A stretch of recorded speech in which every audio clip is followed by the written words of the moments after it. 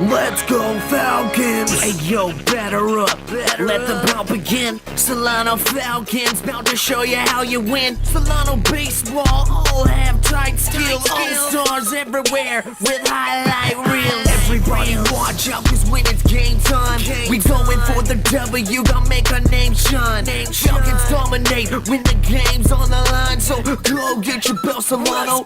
Why? Cause it's game time, hey yo, it's game time. So let the games begin. Solano on the field and we gain in a win. Hey yo, it's game time. Don't you hear the people chant? Cause this is our house. Make way for the champ. It's game time. Good afternoon, baseball fans, and thanks for tuning in to the Solano College Sports Network. We're here at beautiful Billy Louise Yarborough Stadium in Fairfield, California for a Bay Valley Conference baseball matchup between the Los Medanos Mustangs and the Solano Falcons. I'm Stosh Zamoyda. Joined with me in the booth today is Tyler Stover. Tyler, welcome back to the booth. How you doing today, brother? I'm doing great. Good to be back. Beautiful day out here for baseball. I'm excited. Yeah, Solano had a difficult loss yesterday to Marin that put them down to the second in the BVC conference. What is Solano going to have to do to bounce back and get a victory today? Well, it all starts with the guy on the mound, Nate Janess. You know, he's the leader of the team. He's the ace of the staff. He's killing it right now, and that's just someone that Solano's going to have to piggyback on. He's got to keep the ball down. He's got to trust his defense, and the Bats came alive with 8 runs against Marin, and they're going to have to keep that going. Definitely. And Los Medanos comes in. They lost yesterday to Napa 7-6. But in the later part of this season, they've really playing really good baseball. And in every single game they've been playing, they're 15-17 on the season 9-11 in conference. So it's going to be a difficult challenge. Solano has to win out to hopefully maybe get a home playoff game here at Billy Louise Yarborough Stadium. And explain to us how that little playoff works. Well, this year they changed it up a little bit. So you got the first round's a 3-game series, the second round's another 3-game series, the third round is a 3-game series, and then the fourth round, final 4, and that's a 4-team tournament. You know, the thing that I like about it is it's really going to show the better teams because then you got your rotation gets to go. It's not like a tournament where it's going to be kind of mix and match. The best teams with the best bullpens, the best starting pitching, and the best offense is truly going to come out. And that's where I think Solano will benefit because their bullpen behind Adam Coates, Peyton Tyler, guys like that, they can carry them deep in games. But the starting pitching, Labitte struggled last game. But Nate Janess, you know, like we said, he's been the ace of the staff, and he's going to be a key with these next couple games coming up and in the postseason. All right, crucial games now. Now let's get today's starting lineups for Los Medanos Mustangs. Leading off, playing right field is Jared Ambule, followed by Ethan Utler, the catcher, Jerome Hill out in center, Cody Luther, the DH, Derek Slate at second base, Ryan Welsh at first base, Jake Holm in left field, Carlos Carrillo at third base, and Jeremiah Francis at shortstop. On the mound for the Mustangs going to be Mike Alexander. And on the other side of the diamonds for your Falcons is leading off is Alvaro Rubacaba, the DH, Joey Dotson, the shortstop, Bo Siegel at first, Garland Webster at third, Darian Evans in right, Ian Acosta behind the dish, Jesse Phipps out in left, Connor Dick at second base, Alex Nesikevich in center, and Nathan Janest on the mound. So we're going to go to a break and be back with the first pitch after this. Hi everybody, Greg Poff here in the Solano College Sports Network studios, and we sure hope you're enjoying today's special game broadcast. And if you're interested in a career in sports broadcasting, or you would like to take one of our sports broadcasting courses here at the college, you can easily find them listed in the SCC schedule of classes under Communication Studies. Come on over to our TV studio in room 121 and check us out. Be a part of the Solano College Sports Broadcasting team. We're here at SCSN. It's more than just sports. It's an education. So just right now, first pitch, great rendition of our national anthem. And man, what a perfect day for baseball here in Fairfield, California. Oh, you couldn't ask for a better day. I was sitting here in batting practice just thinking, this is fantastic. You got light breeze blowing out, which is perfect. And, I mean, the field looks great, I think. Solano looks good, and the Blues, there's nowhere else I'd rather be on a Friday afternoon. Right, you know, yesterday it was howling winds. It changed all directions, started the game blowing in, started blowing out.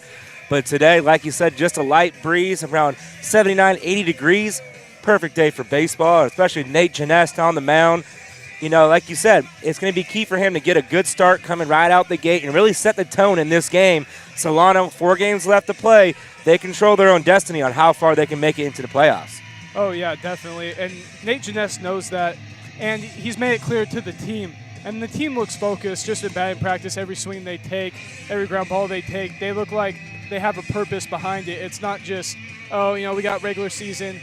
What happens today isn't really going to matter. They know every game is important, and their magic number's 2. They need 2 to make the playoffs. Obviously still trying to go for first place after losing it to Marin yesterday. So look to see a little more dialed in from Nate Janess, and that could be scary for the opponent because Nate Janess, I mean, he's been great all year, and now a little more focus behind him. That's something that could be scary for teams. Most definitely. Nate Janess comes in with a 4-2 overall record with a 1.87 ERA in 62 2/3 innings pitched. 33 strikeouts on the year, averages 4.7 strikeouts per game, and only 19 walks. So that's very impressive from the young man as well. Yeah, and, you know, even in high school, Nate Janess threw – he struck out a lot of guys. You know how high school is, but he's really buying into trying to keep the pitch count down because he knows how important it is for him to move further out in games and give his bullpen a rest. First pitch outside, ball 1. Time of first pitch is 2:36. So, you know, yesterday's game went 3 hours and 45 minutes. It was definitely a marathon. This one's fouled. Back count goes 1-1 to Jared Ambule. Ambule comes in batting a .320 on the year with 3 doubles, so having himself a nice year in the leadoff position. .336 on base percentage. Good curveball. This one's hit. Connor Dick picks it up, flips it over to first, and that's out number 1. And that's a good sign from that young man, Connor Dick, making his second start at the second base position. Yeah, that is a good sign, especially for Nate, too, on the mound. You know, Connor kind of struggled with it yesterday, making a good play right there. So it just gives the team a little more confidence. You know, Connor really working hard in batting practice, trying to, you know, get the fundamentals down, getting his glove out in front, because it is a way different position than third base. Ethan Utler now up at the plate. Utler batting a .295 on the year. First pitch outside corner, 0-1. Good pitch there by Nathan Janess. Yeah, and I can't stress enough how important Nate is to this team. And like I said, you know, if he maybe bear down a little more, he could probably get a few more strikeouts. But why do that when things are working so good for you and just getting your pitch count up? Oh, good little curveball there, 0-2. And if he has both those 2 pitches today, he'll be very hard to hit for this whole ballgame. It's now way ahead, 0-2. Just a bit outside, 1-2. Smart pitch there. That's a good sign right there, missing to the right spot, too. Something Nate does really well. Now the 1-2 underway. And that's way outside, 2-2. Now, was that a little slider I saw coming from him there? Yeah, he's been working on it. You know, it's something that it's not really new to him, maybe new to the game, but just adding a little wrinkle, and it's a great pitch. It's starting to become a wipeout pitch, and I'm really excited to see it. Fouled back, high fastball, and Utler just behind it, just gets enough of it. You know what I'd really like to see him? I'd really like to see him in a reliever role where he can kind of let the fastball fly a little bit, doesn't have to save anything, because we have seen times where he can get it up there. This one's chopped. Dotson lates back on it, steps, fires over to first, and he's out at first. Great play by Joey Dotson. So the 2 unproven guys making their second start up the middle of the shortstop second base position. 2 ground balls, 2 outs. That's a good sign for the Falcons today. Now it brings up Jerome Hill, and one of the best hitters on this Los Medanos Mustangs team, batting .328 on the year, leads the team in runs, hits, triples, and RBIs, as well as stolen bases. That pitch just a little bit outside, 1-0. And, man, Jerome Hill, 23 stolen bases on the year, tied with Rubicaba. They're both tied for 5th in the state of California. And that's a good pitch on the outside corner, 1-1. Yeah, you don't really see a 3-hitter have that kind of speed and stealing ability. And, you know, Alvaro hitting third occasionally, too, this year, so that's pretty impressive. Good curveball. Count goes to 1-2. And I remember last year, Jerome Hill actually was the leadoff hitter for this Mustangs team. So maybe losing a couple guys last year, putting him back in that 3 hole. He's still batting .328. 1-2. This one's hit down the line, foul. Count goes to 1-2. Bo Siegel over at first base, ready to make that play. 3 hits for Bo yesterday. 3 big hits, 4 RBIs for him as well. It's good to see. Yeah, his first at bat, he actually took one to the opposite field. First time I've seen him do that all year. So now the 1-2 once again. Curveball goes outside, 2-2.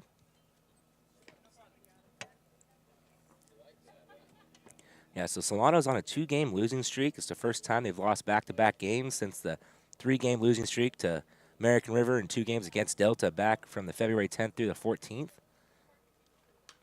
Fouls this one back, stays at 2-2.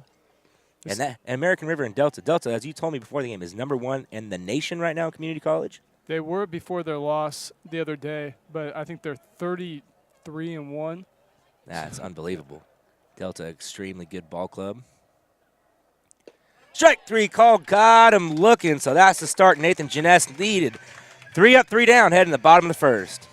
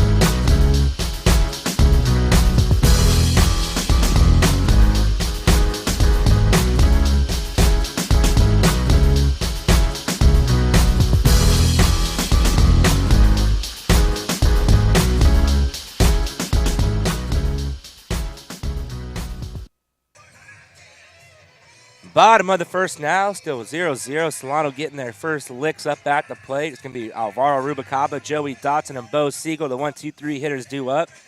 Mike Alexander out on the mound today for the Los Matanos Mustangs. He's 3-3 on the year, has 1 complete game, 3.54 ERA, and 76 in the third innings pitched.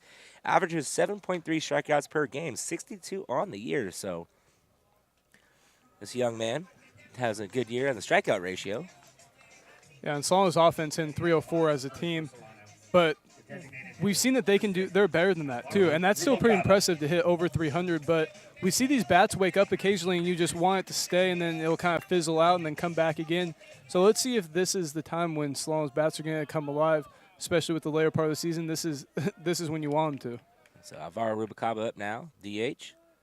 First pitch is in there, strike call. Count goes 0-1. Rubacaba comes in leading the team with a .385 average, 432 on base percentage. Leads the team in hits and stolen bases, 52 hits on the year and 135 at-bats. Definitely a table setter for the Falcons.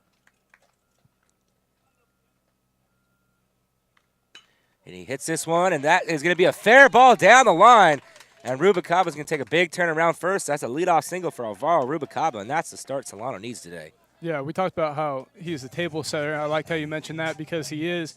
They experiment with batting him third because he's such a good hitter. You want him to drive him in, but then you realize with having him and Joey started off and with how much they get on base and how fast they are, and then letting other guys drive him in, that's why Josh Lenny, not playing today, but is a leading RBI man because he always has these guys on base. Yeah, now Joey Dotson up at the plate. You know Solano loves to play a small ball.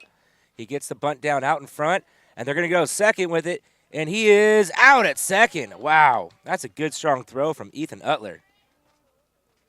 It's a good heads-up play by the catcher right there. Not a great bunt by Joey, and Alvaro still going hard to second. But just to be able to barehand that, have the focus and wherewithal to throw that to second, that's impressive. Yeah, you know, it's definitely – we're seeing a lot of great bunts from Joey Dotson throughout this season. And Solano comes in leading the state of California in sacrifice bunts and hits. So that's surprising they didn't execute that there. But now Bo Siegel had a big day yesterday against Marin, went 3 for 4 with 4 RBIs. And these are the mistakes that Solano's going to need to cut down on with how good of a game Bo had last night. They got to execute that. they got to get the guy on the second scoring position for the hot bat. And it doesn't really hurt. Bo is a pull hitter, and, the first baseman over there, and Ryan Welsh has to hold Dotson on. Dotson, 22 stolen bases on the year. He's only been caught 3 times, 1 behind the team lead. Behind Rubicaba, he could tie it here if he decides to take a bag. So now the 0-1, and he is taken off. Hit and run. That one's fouled back down the line, 0-2. Yeah, and like you said, only caught stealing 3 times. That's incredibly impressive. And the thing that's more impressive than that is they have 2 guys like that. Yeah. It's not just Joey, the only one. You have Rubicaba, who would you say tied for 5th in the state? 5th in the state. Yeah, that's incredible. And to have 2 players that athletic, to be a 3-4 hitter in this lineup, you're going to get guys on base. Yeah, Joey Dotson with 22. So 2 guys in the top 10 in the state of California stolen bases. That's your 1-2 hitters. It's a great weapon to have for your team. Swing and a miss, and he caught it out of strike 3. So Well, 3 pitches, 1 out. That makes 2 outs. And the thing that's impressive about that is Joey knows that he's a singles hitter. And so, but really he's a doubles hitter because it's almost automatic he's going to get on second at some way, somehow. It doesn't matter how you do it. You have bigger guys like Garland who can drive into the gaps and they get to coast into second. But then Joey comes up and it just takes him maybe 1 extra pitch to get there. First pitch of Garland Webster at the knees, called strike 1, 0-1. Garland having a very impressive freshman campaign. Comes in batting a .310 on the year with 17 walks, 18 RBIs, .416 on base percentage. And he plays an excellent third base, too. I'm excited to see what he's going to bring to the table next year as well. Oh, yeah, I'm excited for it. I'm excited to be able to play with him. We take ground balls over there at third, and I just like talking to him about, his approach and where his mind's at. Coming from Armio High School, you didn't get to play in any playoff games, and now you finally are playing in a lot of games that matter. And now is a close pickoff over there. Joey has to get dirty. Yeah, he's got to, but again, he's so quick, Yeah. being able to get back on his feet with a lead that big. But, yeah, with Garland, it's impressive for a freshman to be able to lock in, stay to the right center gap, which is where he got his double yesterday, if I'm not mistaken, and a double the other day against Laney. Yeah, he ripped that ball yesterday. Hit the leadoff double. And he smokes this one down. It's going to go foul, 0-2. So it seems like Mike Alexander is pretty dialed in. Definitely throwing a lot of strikes here in the first inning. He has yet to throw a ball, to be exact. It's good heads-up play by you. I didn't even catch that. The tricks of the trade, my friend. And there's the first ball of the inning. There you go, you jinxed him. Yeah, a little broadcasted jinx, you got to use it to your advantage sometimes. You must be a Solano broadcaster. Well, I got the hat, finally. You do, yes. There you go. You're welcome. Yeah, thank you. So now 1-2 to Webster. 2 outs, runner on first. Garland, a smart hitter.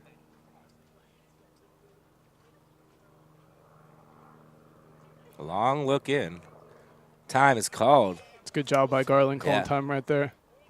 Yeah, excellent job. He was calling time. He still was in his, set motion.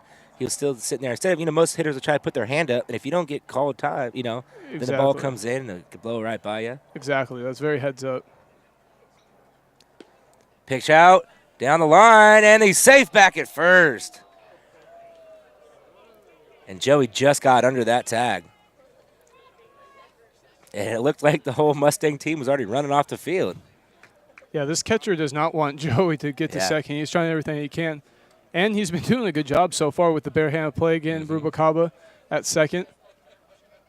And he's only a freshman, too, for this Mustang team, Ethan Utler.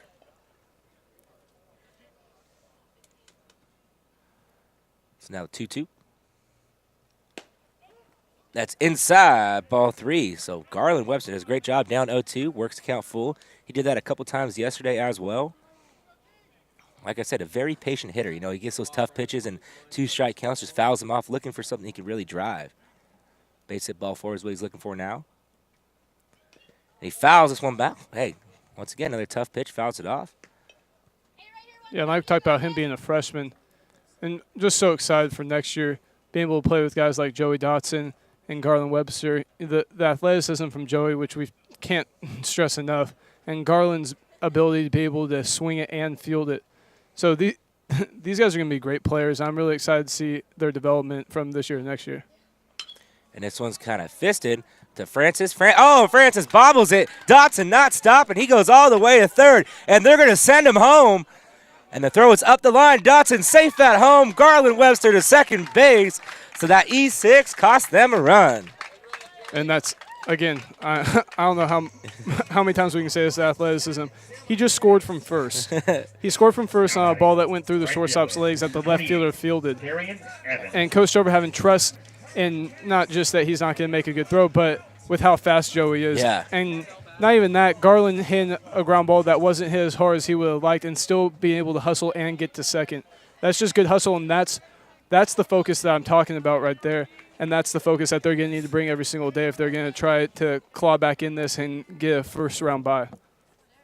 So Darian Evans at the plate, swing and a miss, strike one.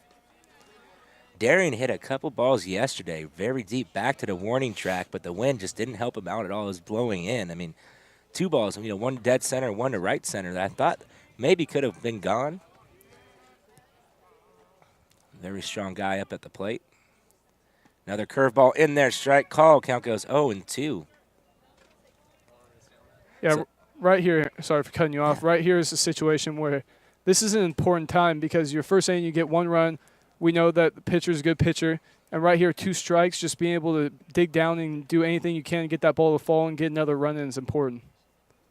Holds up his swing, count goes 1-2. And, yeah, what I was going to say was, that error by Francis over there, that was the type of break that Solano did not get yesterday. They kept crawling back into that game. They cut the lead down to 2 different times, but then Marin just kept pulling away each and every time. But Solano kept fighting all the way till the end. Strike 3 called at the knees. Caught him looking. That's out number 3. Solano gets 1. Strandswell heading to the top of the second. Hi, I'm Nathan Janess, pitcher for the Solano Falcons. Thanks for watching the Solano College Sports Network.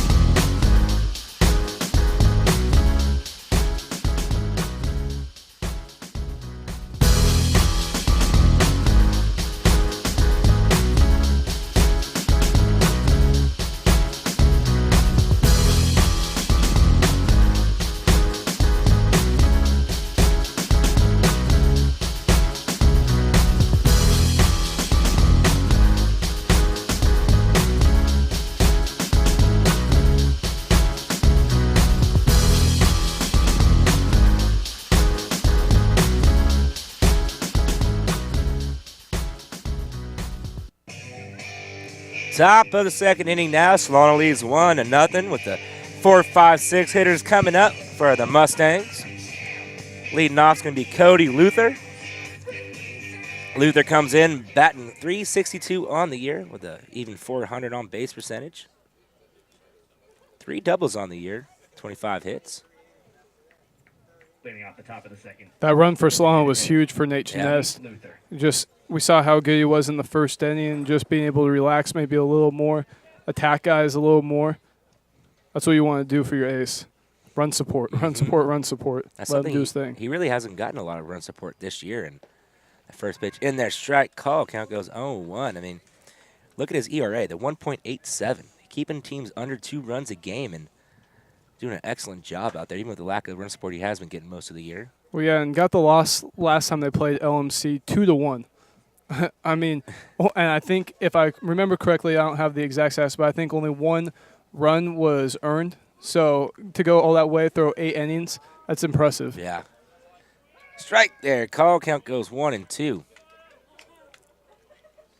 Yeah, was it an error that run came in on, I believe? I believe so. It was earlier in the year. My memory is shot, but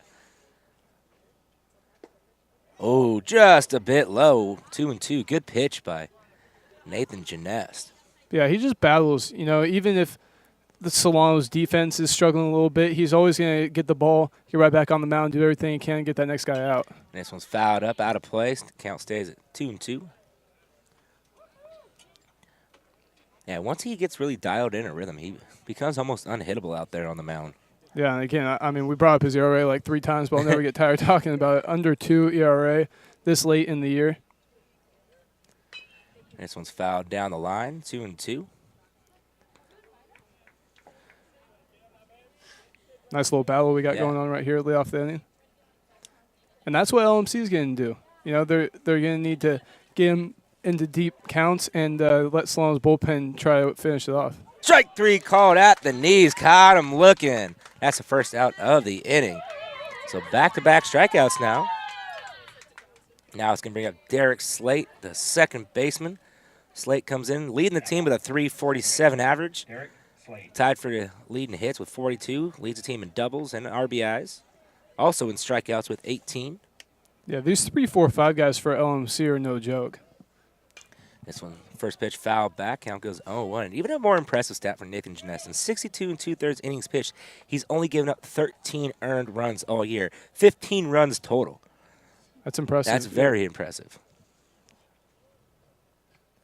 Good pitch on the outside corner, 0-2. Good use of the changeup there. Yeah, and with that slider, too, now he's got a 4-pitch combo.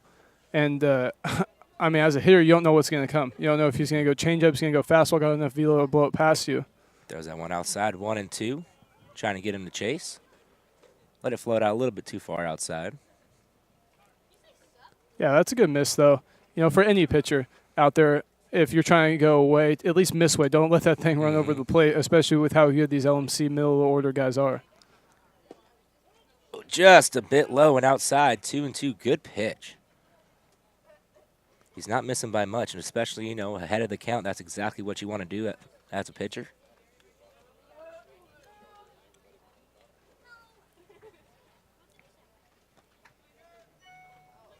Swing and a miss, strike 3. Good high fastball. Pumped up the fastball a little bit on that one. Yeah, you know, Janess, like you said, I mean, he's a starting pitcher. If he came out as a relief, he can hit the high 80s, maybe a little low 90s when he can really reach back and fire. Oh, yeah, definitely. And like we said earlier, it's almost like he saves it a little bit because he knows he's going to have to go deep into games, try to give his bullpen a rest, and he's the guy that's going to need to go late in games. So saving it a little bit, sitting around 85, 86, I would say, but sometimes we can see him get it up there to 87, 88, 89, like you said, and if he came in relief, I wouldn't want to face him. Not at all. Now the 1-0. Outside 2-0 to Ryan Welsh. Welsh comes in batting at .271 with a .351 on base percentage. Leads the team in walks. So smart hitter at the plate. Strike at the knees. 2-1 now the count. The thing that I really like from Nate Janess right now is when he misses, he doesn't make the same mistake twice. He's just going to paint that thing right on the corner. Drops down the bunt, and Garland Webster smartly lets it go foul. And, well, showing off his speed there. That could have been dangerous. You know, it's hanging up there. Webster quick over there at third base. If it hung up a little more, he could have made a diving catch. I know in the top of the 9th inning yesterday against Moreno, it was a foul ball, cutting down very hard. Webster coming in, diving. It bounced off of his glove. He grabbed a bare hand, rolled over, and pulled it up with the bare hand. And an outstanding play over at third base yesterday. Wow. Yeah. I'm going to check the replay on that after this. Go check it out on our YouTube channel, Solano College Sports Network. There you go. Way to drop that in there. Always, you know, promo the network What here. is his station identification? The station identification. I love that. Full count pitch.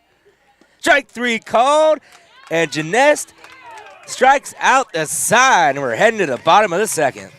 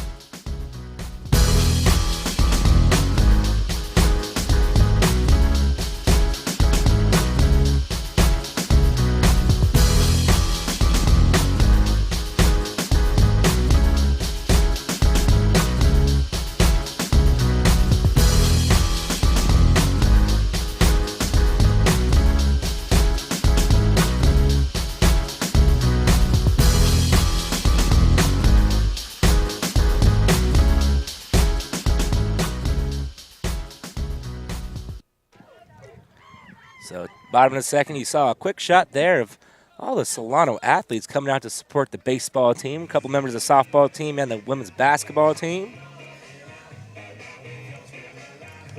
And now leading off the bottom of the second inning is going to be Ian Acosta. Yeah, and we'll show the softball team a little credit. You were saying that, do you know their conference record? I believe. I'm putting you on the spot here. So off the top of my head, I think it's around 20. You know, they've already wrapped up their 10th consecutive BVC title. They have not lost a conference game all year long, so they are going to host a playoff game. First pitch is high. Called a strike. 0-1.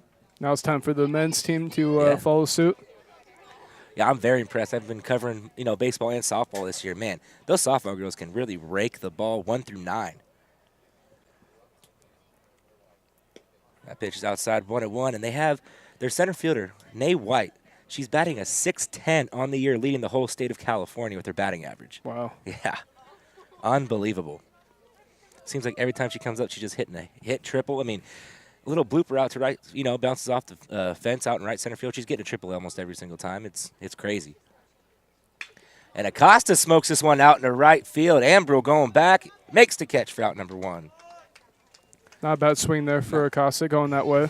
Yeah, maybe a little looped it, got under it just a little bit, but good solid contact. That's what you like to see in your first at-bat. And Jesse Phipps up the bat with a pinch hit.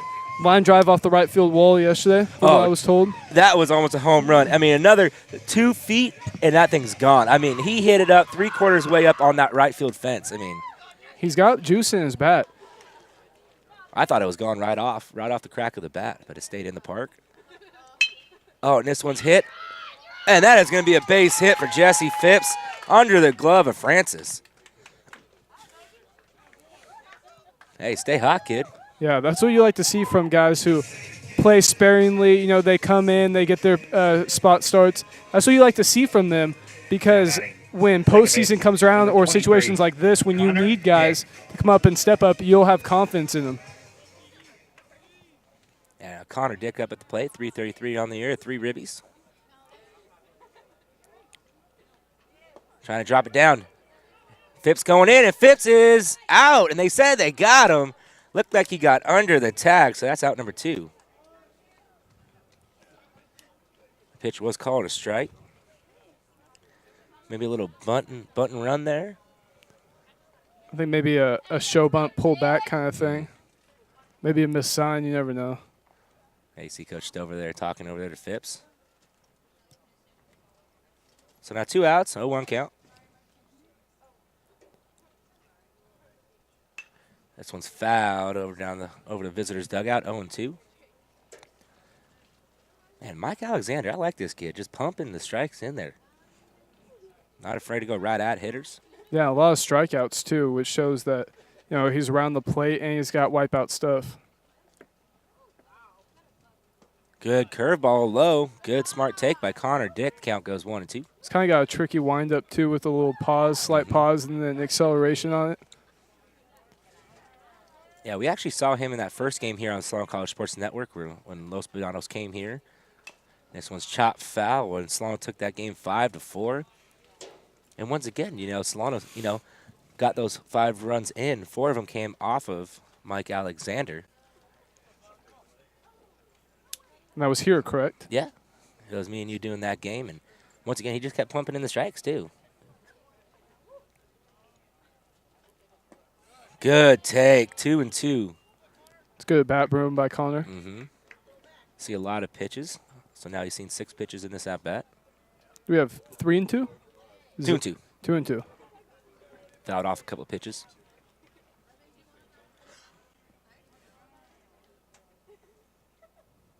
Swing and a miss. Strike 3. Swung over to the top of that one. So 3 up, 3 down. Heading to the top of the 3rd.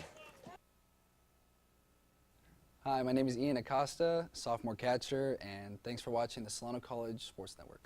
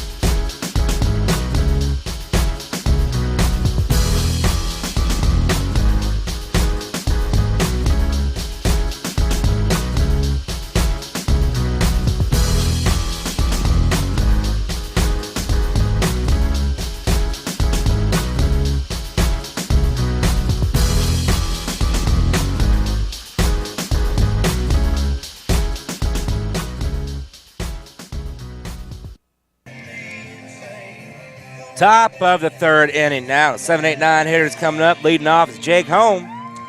Jake Holm batting .318 on the year. He has 7 hits and 22 at-bats, so starting to see some playing time now later in the season. Leading off the top of the third, left fielder. And Holmes Jake. playing left field, the freshman out of Heritage High School. And some of these averages are impressive that Los Angeles is running out. That first pitch is fouled over the home dugout. Count goes 0-1. Yeah, Los Angeles, this team, you know, their record really doesn't really show how good this team actually is. They played in a lot of close games and a couple tough losses, got a good pitching matchups. Yeah, I'm looking, lost 7-6 to Napa, 7-5 Mendo. Oh, and this one's smoked out in the right field. That's the first hit of the ball game for the Mustangs. So after 4 consecutive strikeouts, Janess finally gives up a hit. Yeah, he's still looking good, though. Nothing really hurt. Now we're going to see him out of the stretch. We'll see if that changes him. Mm-hmm. Like you're talking about the close games that Los Angeles has played, I didn't even realize you got 7-6, 7-5, 9-8 with the last 3 games. I mean, they win those games, and they're back in this hunt. Yeah. They're doing an excellent job, you know, just hanging in there. They're a scrappy team. That's what I like to see from either side, you know, any ball team. Never out of any game. Just how we saw Solano yesterday trying to crawl back, but Marin just too tough. Strike called 0-1 to Carlos Carrillo. Carrillo batting at .271 on the year. It's a good sign from Janess right there, getting a hit, giving up a hit, and then going right back to that fastball, paying it right on the outside corner. Yeah, Carlos showing bunt in a 1-0 ball game. They're going to try to put him in scoring position. Pitch out, snap throw. Good idea. Count goes 1-1. Yeah, Janesta always does an excellent job in these situations, getting ground balls, fly balls, really trusts in his defense, especially when you have probably the best shortstop in the state of California, Navarro Rubalcaba, but now Joey Dotson over there playing shortstop today, giving Rubalcaba a little rest. Yeah, kind of dove wrong, got a little cut, little bruise, but you know, with someone that valuable, you don't want to risk anything. So I think the extra day and then with the weekend, that will definitely do him some good, especially with how important these games are coming up. Exactly. And Dotson today, you know, he already has 1 put out. Let's see if that continues well here. 2-1 count to Carrillo. Runner going. Dotson steps on the bag, throws it to first, and double play. Great job by Joey Dotson doing it himself.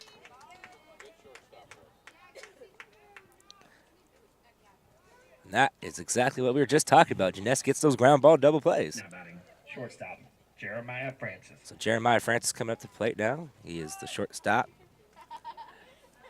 Batting .172 on the year with a .232 on base percentage.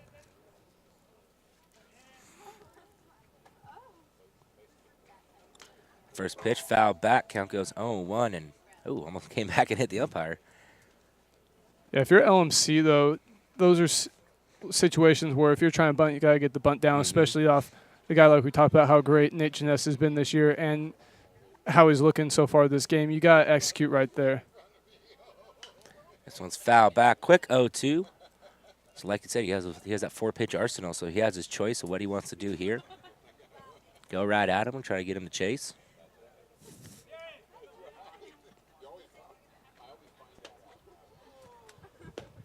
Ooh, good pitch, just a bit outside, 1-2. Good miss there.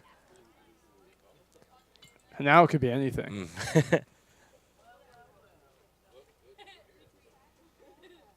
So he gets a sign he likes, he rocks, fires. And this one's smoked down the right field line, tailing away, and that is going to be foul. Yeah, Darren came up with a couple of big plays yesterday for Solano. In the first inning, there was 1 out, runners on the corners, and little line drive to him, running in. He makes the grab, and they sent the runner at third home and hosed him at the plate. I mean, great double play to start that game. You thought it would be good signs for Solano, but Marin, like I said, just too tough. And yes, he did. He went around, going to tag him, strike 3, got him. And that is the 3rd out of the inning. Now we're heading to the bottom of the 3rd.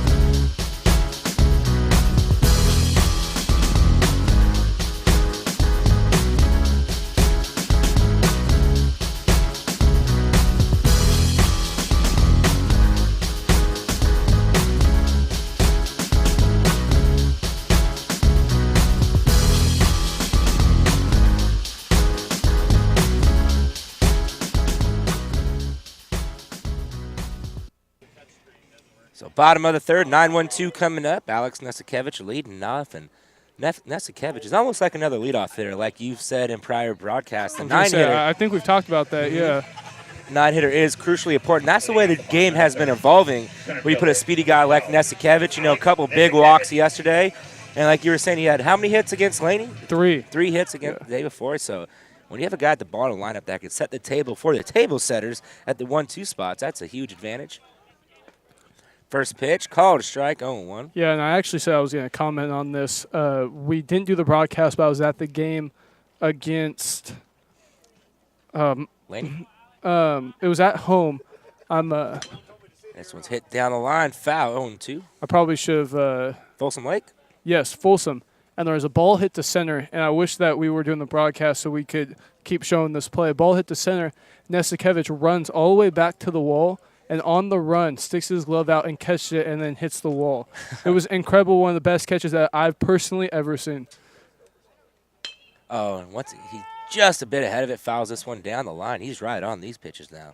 Yeah, he is. And, again, I wish that we were here for that because that's something that we'd send in the Sports Center. Yeah. It was that incredible. He covered so much ground, and his route was perfect. It was unbelievable. Now the 0-2. Smartly lays off that pitch, 1-2. And, yeah, Nesikevich, another freshman. So a lot of weapons that are freshmen stepping up big this year for the Falcons. So they're going to be a force to reckon with next year. You're going to be part of that team next year. I couldn't be more excited about it. Swing and a miss, strike 3. Way out ahead of that changeup. So that's out number 1. So back-to-back strikeouts going back to the next inning. 4th strikeout of the day for Mike Alexander. Now it's going to be got Rubacaba. The DH. Yeah, and 1 for 1 today. Despite the strikeout from Nesikevich, we're excited for him next year. He's tall, lanky, athletic, but puts on a little more weight, and we see some power out of him. Occasionally I see him in batting practice, strike some balls. It's not the type of hitter he is. Like we talked about defensively, it was incredible. Again, I really wish you were here for it. Maybe we can try to find a parent that had it. And this one's hit right to the shortstop, flips it up, throws it over to first for out number 2. Some good play by Jeremiah Francis there. And right now, this is when I've seen Solano and a lot of teams do this, and I'm going to comment on it before it starts to happen. This is when you kind of feel the momentum towards Solano. They're up 1-0. Nate Janess starting to feel invincible, and the team's starting to get like this, and they're starting to become content.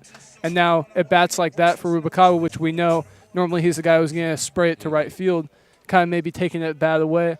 And then you just kind of get lost in the moment. And this is when Solano needs to focus on jumping and trying to get one. Oh, high and tight. Gets the bunt back. Little chin music there from Alexander. Count goes 1-0. Dotson reached on a fielder's choice and eventually came around to score on that E6. I mean, showing off his speed, scoring from first on an E6. Are you kidding me? Unbelievable. Long strides from him. That pitch is low, 2-0. Alexander does not want to walk him with the speed he's shown earlier in this game. And it seems like he's improving every single day as a hitter, too. And I remember when he first came in, it was kind of, okay, he's athletic. We just got to focus on having him hit on the ground. But he's hitting line drives. Good curveball in there, 2-1. And right there showing bunt, that's just another thing that he can do. Yeah, how many times this season have we seen him do the push bunt to perfection, getting a bunt base hit? Yeah, and even for him, it doesn't even need to be perfect. Yeah. He's just got to get past the pitcher. Some point past the pitcher. Oh, good pitch there. A little cutter, 2-2. That thing looked like it was going to run inside and came back in. I really like this pitching matchup right now. Yeah. I like that Los Solano's got their guy going, and Solano's got theirs too. And this is what it's all about right here later in the season. And, again, nowhere else I'd rather be on a Friday.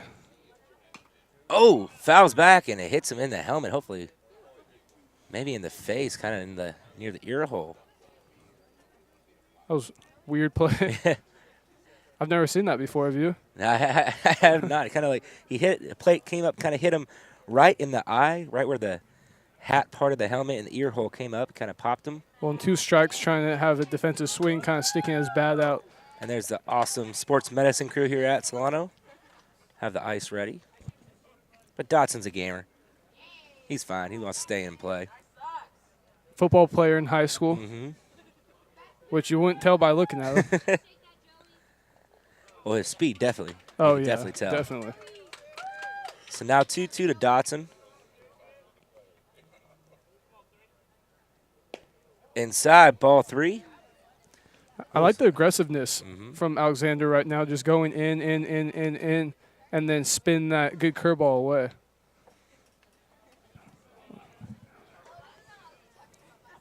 So now here comes a payoff pitch. And this one's kind of floated into left center field. It could come down. Let's look for Joey. And that is a base hit blooper for Joey Dotson.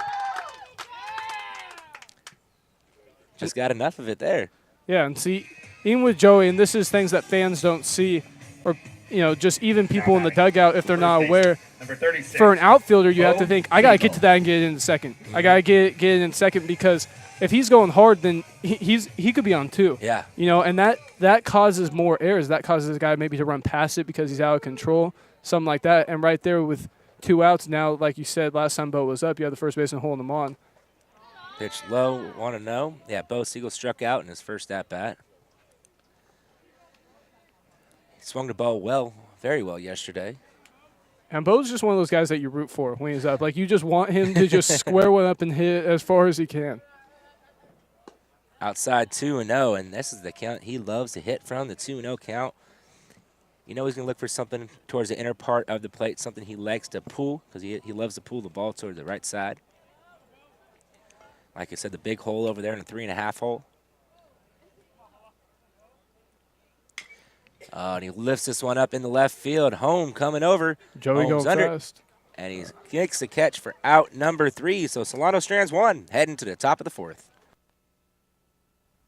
Hi, my name is Joey Dotson, freshman infielder for the Solano Baseball program. Thanks for watching the Solano College Sports Network.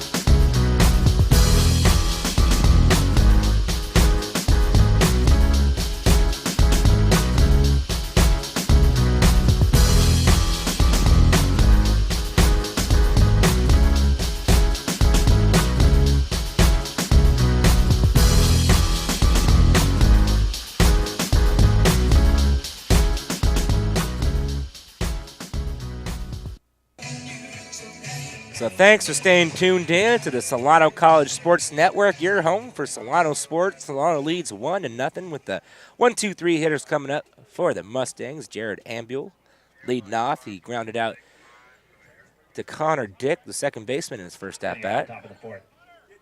Right fielder, Jared Amiel. And I know it's still early, but and I know this might actually surprise you with you knowing how much I love to hit and I love runs, but I love games like this when the pitchers are dialed in and every hit matters. First pitch college strike. Yeah, exactly. I mean, yesterday we saw that 16-8 game. Like I said, 3 hours, 45 minutes. It was a long game. But pitching duels I love, quick games. Exactly. And it's not even really the time for me. As HNS throws a good slider right there, it's more like the intensity of it, because games get sloppy when it's 16, 15. You know, you're not scoring just all on hits. Oh, and this one's roped out into right field. Gets down quickly. Evans coming up. Gets it in very fast, so that's a leadoff single from Jared.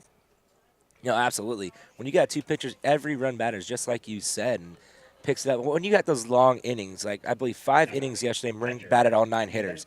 And when you're out there that long, it really takes a toll on you as a fielder, because you're sitting there, you're dialed in on every pitch, and as inning starts to get longer and longer, you start to lose your focus a little more. We got to be in on each and every pitch. Exactly, and you have a lot of respect for even the opposing pitcher when he's battling, your guy's battling, and then you know you just have to grind. You got to do everything you can for your guy because he's doing everything he can.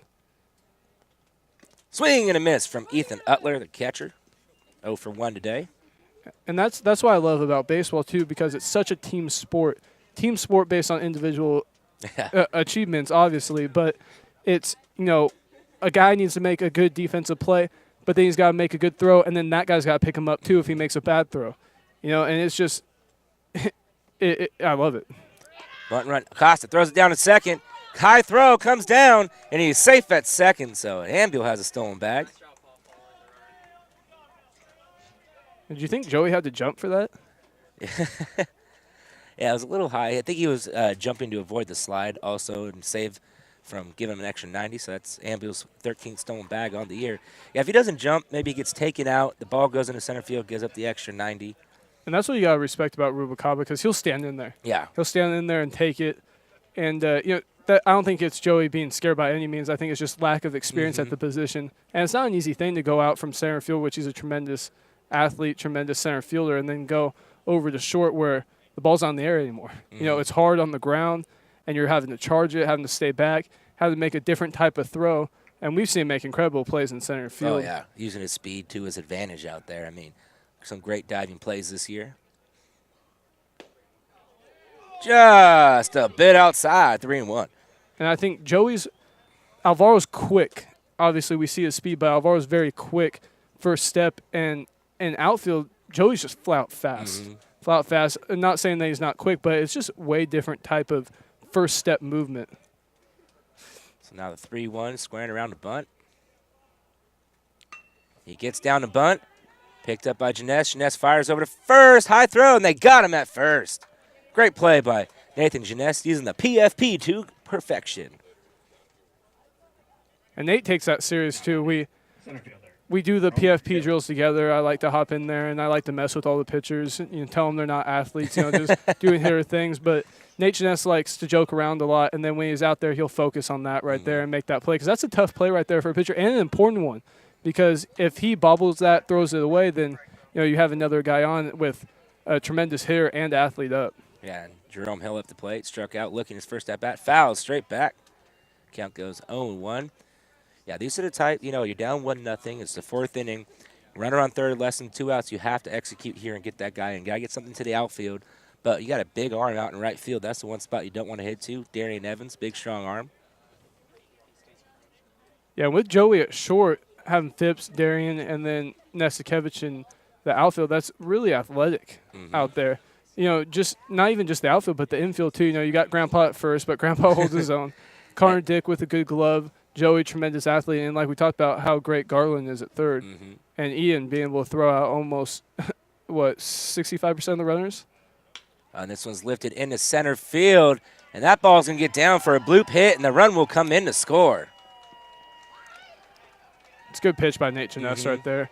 That's just a strong hitter. Yeah. That's just strength right there. You have a weaker guy up to bat, then that's a pop-up in the infield. But right there, just using all of his strength, getting fisted a little bit, and just barely punching that out to center. Yeah, that really ran in on his hands. It didn't get a lot of altitude. I mean, Joey Dotson was almost there to make that play. He got out there very fast, as we said, very speedy. But now you got to watch Hill on the bases with 23 stolen bases, like we said. So Costa with a good arm. Big lead at first. And he takes off, pitch out, throwing down to second. Good throw. They got him. What a throw by Ian Acosta. Out number 2, and that's a big out number 2 right there. Oh, huge. And that's what Ian's been doing all year, throwing guys out. Has been struggling a little bit with the blocking, but right there picking up Nate Jeunesse. And we have a new ball game. This is exactly what we were talking about. This is the games that we like. Nate Jeunesse doing everything he can. Catchers doing everything they can. Yeah, I would say yesterday, Ian Acosta did not allow one pass ball, and there was a lot of wild pitching going on. I mean, he was just a wall behind the plate, and I was actually talking about for, young kids that are in the catching position. You really keep an eye on Acosta. He does a great job. He doesn't try to backhand the pitches when it goes to his right. He gets his whole body in front, slides all the way across. That's low, 2-1. Well, he's athletic, too, and it's nice having an athletic catcher, and I think that's how the game's changing a lot more, too. I even see it in the big leagues. Watching games on LLB Network, these catchers are athletic, and they're huge, just walls behind there. Good pitch, strike 2, swing and a miss. And that's strike 3 called. And that's the way the inning ends. We're heading to the bottom of the 4th.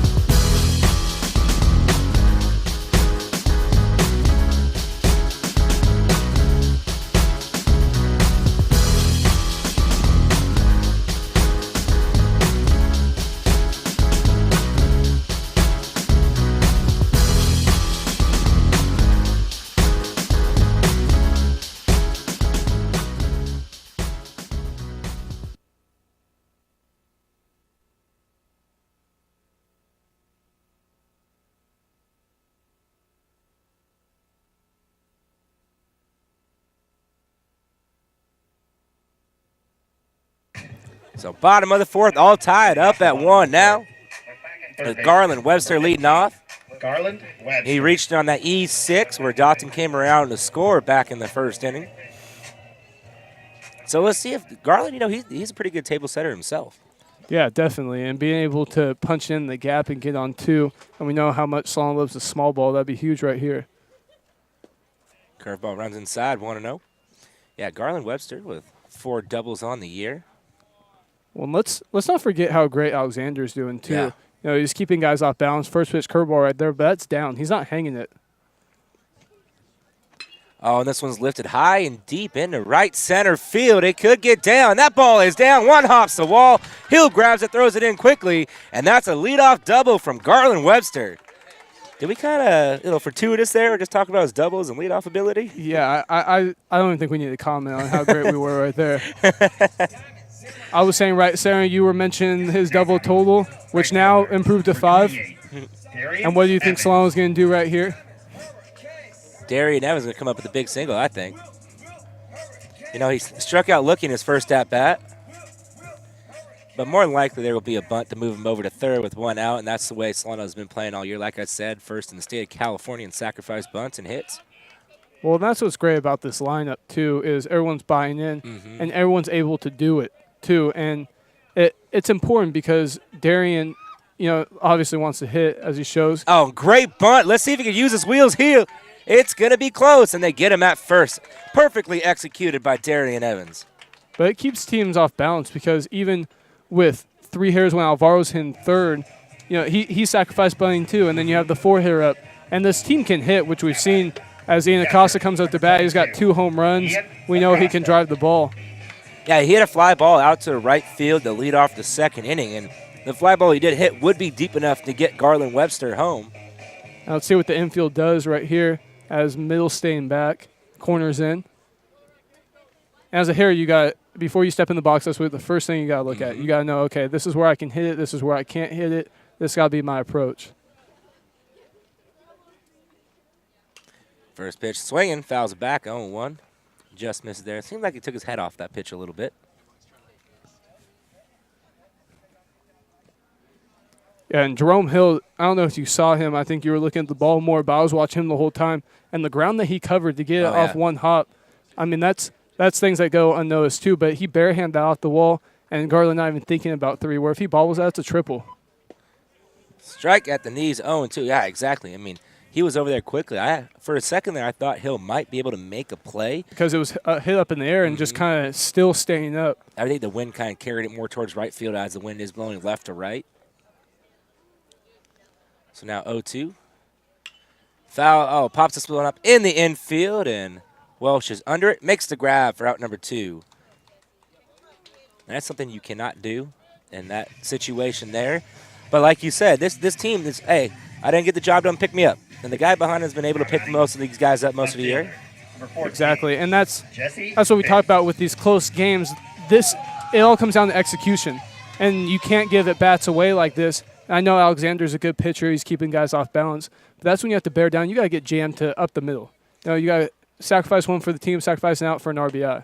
That's a strike on the outside corner, 0-1. Jesse Phipps, 1 for 1 today. He smoked that single back in the second inning. See if he can stay hot here. Yeah, he's been making good contact the past couple days now. Swing and a miss, strike 2, and good changeup there by Mike Alexander. Yeah, I'm impressed with Alexander. Yeah. Being able to command the fastball, changeup right there, which we haven't seen much of, and the curveball. Yeah, smartly uses the changeup there, fastball, changeup. Now it sets up either a fastball or curveball. And this one smokes right up the middle. Oh, makes the play, throws it to first, and he's safe at first. Little collision. And now there's going to be a time called as head coach Anthony D'Albora is coming out to talk to the home plate umpire. But, hey, Phipps gets himself a single. Webster comes home. But what a play by Jeremiah Francis. I thought that was a for sure base hit. Flashing the leather there. And that's what you talked about with picking guys up, and that's exactly what Phipps did. But that's what these close games do. For the shortstop right there, he's attentive, he's ready for the ball, and he's doing everything he can to make sure that run doesn't score. And that's a great baseball play right there. Phipps making a good job hitting that ball up the middle, him making a great play at short, and then Phipps going in hard, first baseman making the pick. That's a great baseball play, and that's what you like to see, and that's what you see from these close games because guys are dialed in. Yeah, he's arguing that the first baseman, Welsh, was on the bag. That's what made the contact. But if you look where he made it, he was behind the bag where Phipps had to run into him after he was already on the bag because it was more up the line. If he was more closer towards shortstop or, like a normal stretch. Oh, and he's out of here. And he is wrong, and, man, he's going to get his 2 cents worth here. Let's see if we see a little Bobby Cox coming out. And now he's arguing his case now.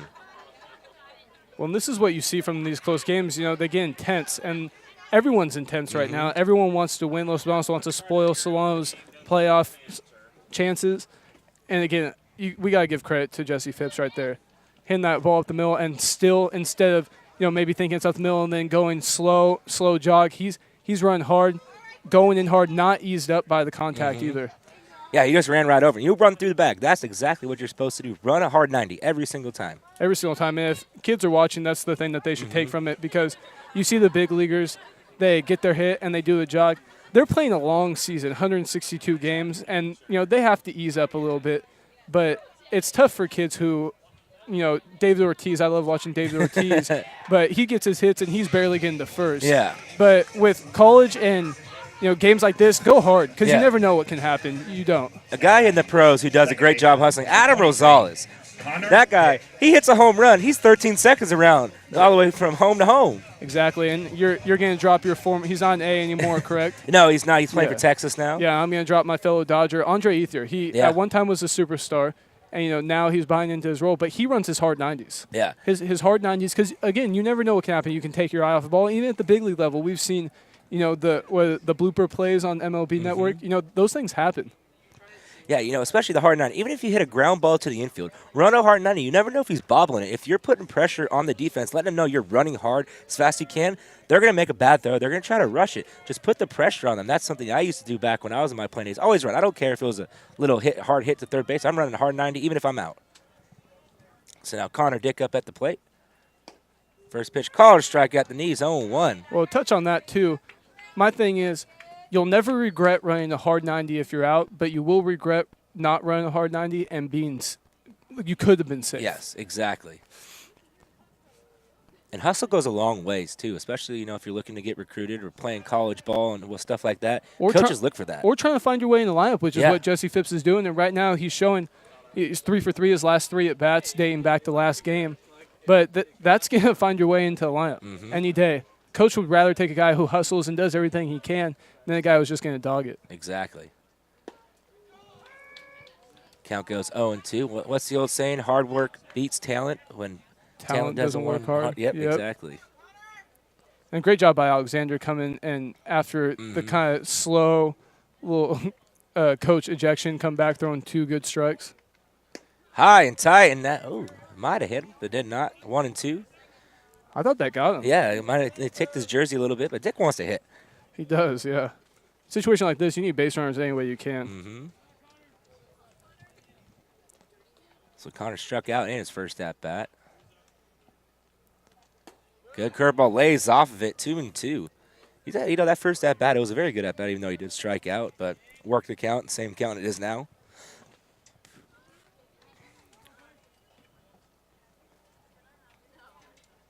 So another 2-2. And this one's chopped over to third baseman. Carrillo throws it to second easy way, and that's out number 3. The damage is done. Solano gets that one back. They lead 2-1, heading to the top of the 5th. Hi, my name is Garland Webster. I'm a freshman third baseman. Thank you for watching the Solano College Sports Network.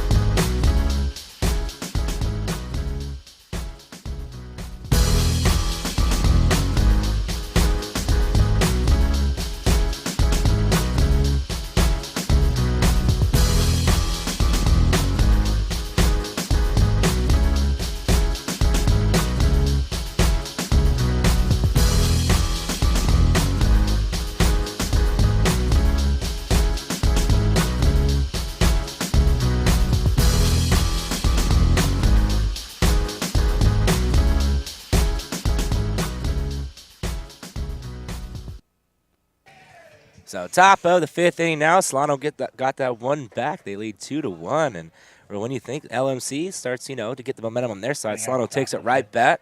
Second baseman, Derek. Now it's going to bring up Derek Slate. He struck out in his first at-bat. And just keep giving Nate Janess the lead. Mm-hmm.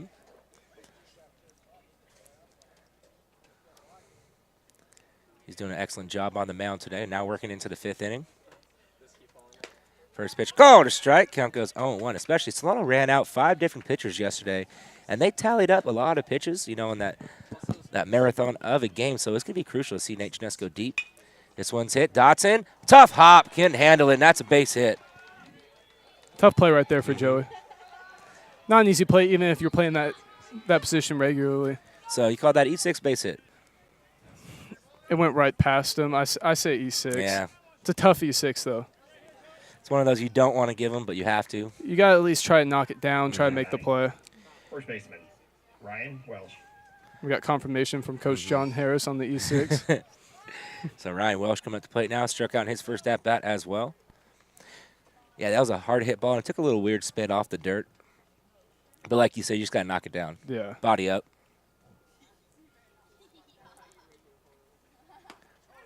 Back pick. Oh, and they got him out by a mile. Oh, and they called him safe. Just gets back under the tag. And a little learning moment for any high school players who are watching this game. If you're playing first base, it's kind of a tough play because you're bouncing off the base and you're trying to find it. But you just got to take that glove right when you get the ball and go straight to the base. You can't try to tag the guy because he's going to end up coming back to the base. Exactly. Lay it down, let him slide right into your glove. So now the 0-1. Welsh trying to get the bunt down. Just a bit low, 1-1.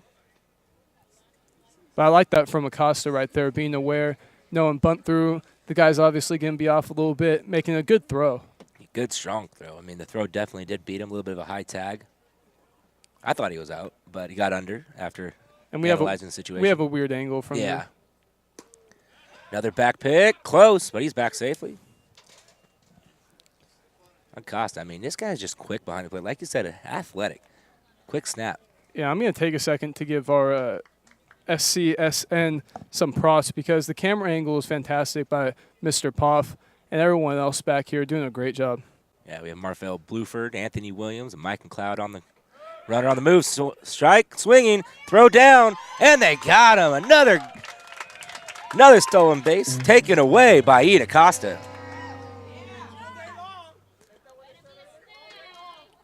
Man, Acosta, this guy just impresses me each and every game. Just with that strength to get the ball down quickly. And good job by Dotson coming up a little bit, making a good tag. So now it's a 2-2 count. Oh, this one's hit up the middle. Dick can't get to it, and that's a base hit. So that throw by Acosta, getting that runner out, would prove costly there for Los Medanos.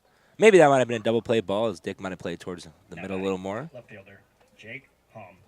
So Jake Hom coming up. He had a single back in the 3rd inning. Yeah, one of the, Janess, this hit where Home hit it, he kind of left that fastball a little up. A little bit, yeah. Yeah, something he really hasn't been doing most of this game. He's been really living down.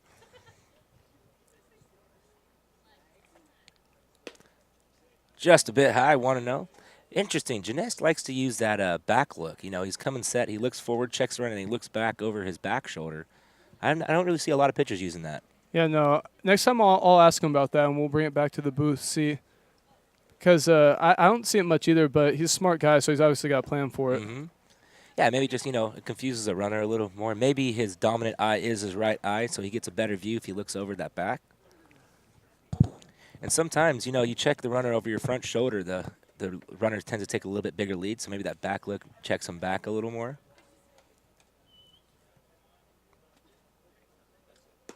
And that's ball 3.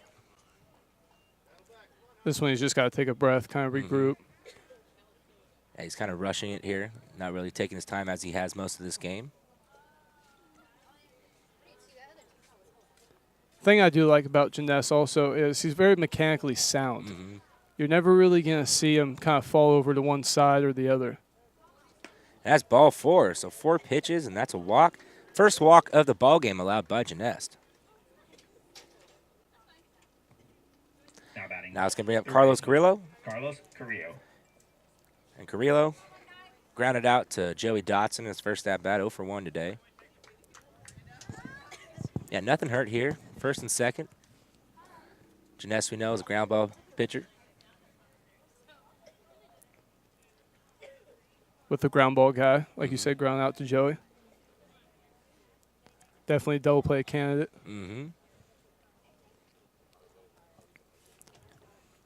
Yeah, decent speed up at the plate. Nothing too crazy.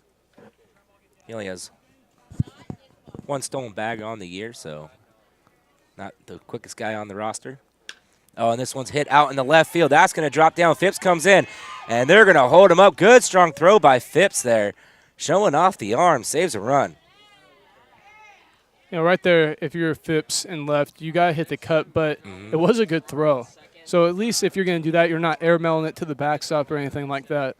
You just got to keep that low. As we see the big leaguers, you know, Giancarlo Stanton's my favorite comparison for it because he's throwing that on the line low, and then if it hits the ground, it's going to stay low instead of kind of, and it's going to stick with the speed too. Yeah, Giancarlo, I mean, that guy is just a freak. I mean, I swear they entered a cheat code in at birth for that guy. And it's tough to compare anyone to him because obviously his arm strength is amazing. And this one's lifted high and deep into right field, and that ball's going to get down, and it's a fair ball. Evans gets to it quickly, hits the cutoff man, and they have 2 guys in here. So they throw it to first. They're going to get that runner out at first base. So that's out number 2. Run comes in to score, though. So interesting play. It's still the best possible scenario for Solano right there if that ball does fall. Because instead of 2 guys scoring, then you get that guy out. Now you got 2 outs, second and third base open, being able to pitch around this guy. Yeah, Jared Ambuel. Now batting. 1 for 2. Jared With a Ambuel. stolen base and a scored run today. I like this Los Monados team. Like you said, I don't think that their record really shows how good they are. And the league is really good this year with Marin, Solano, Folsom Lake, Napa being at the top. Yeah, 4 teams way above 500. And oh, that's almost hit him. He picked PFP here for Janess. Throws it to first, and they get the out at first. So they get out of the jam, but Los Medanos gets 1 back, and we're heading to the bottom of the 5th.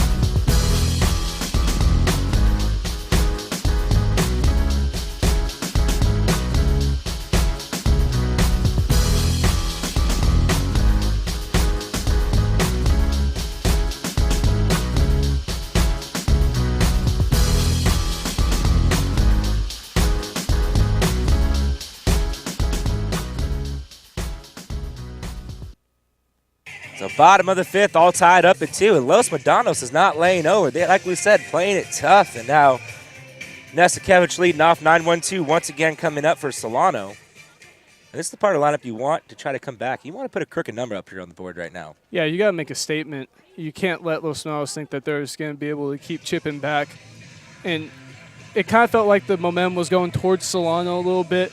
Los Medanos is getting it back, but right now with 9-1-2 coming up, I think that's definitely in Solano's favor. Nesikevich going to have a good at-bat right here, at least see some pitches, something. Yeah, he struck out in his first at-bat. Pulls it back. That's a strike, 0-1. You got to try to have positive at-bats. And by that, I mean, if you're going to get out, you got to at least try to see some pitches, maybe barrel it up. Can't let Alexander get in a groove because he's pitching great right now. And that's low. 1-1. Yeah, I mean, all the pitches that are balls, he's not missing by much. You know, it's just a little bit here, a little bit there, but he's been dialed in since the very first pitch. Very great ball. We got a great ball game going on right now. That's a strike at the knees, 1-2. And the thing that's tough about baseball is there's no time limit, there's no clock, so things can spiral out of control quick for either side. Quicksand. Exactly. So both teams got to make sure that they just take a breath and regroup and can't let it get to that point. Oh, good battle here by Nesikevich fighting off that tough curveball. And Nesikevich just looks like a baseball player. He's got the stirrups. He's got the tape, the left-handed stance. Yeah, you got to love the stirrups. Not many guys wear the stirrups anymore, but Solano does. Throwing it back old school. A little in on the hands. Tough hop. That's a fair ball. He's going to step on first for out number 1. Good play by Ryan Welsh there. Now it brings up Alvaro Rubalcaba, 1 for 2 today. Now batting, the DH, number 6, Alvaro Rubalcaba. You know, Alvaro started out the season extremely hot, red hot to be frank, and since then, you know, he's had a couple up and down games, and he just really needs to spark that fire again, especially late in the season now, going into playoffs. 4 games left to play, 3 after today. First pitch is low, ball 1. Yeah, this is a long season. You know, it takes a toll on you. And hitting is the toughest because, you know, you get in a groove, then you kind of find yourself 0 for 4, and then you find yourself 0 for 3 again, then you realize, oh, I haven't gotten a hit in 7 at-bats. Outside 2-0. Yeah, you just got to, as a baseball player, you got to have amnesia. Each and every time you come up, you know, every time you come to the plate, it's a new at-bat, new chance to do something big. It doesn't matter if you're 0 for 4 or 4 strikeouts. You can come up, hit a home run, and that can change everything. You also have to have luck. Yeah. A lot of luck in this game. He fouls this one off, 2-0. Yeah, luck and superstition. You know, if you got that routine that starts to work, even though how weird it might be, you just got to keep on doing it.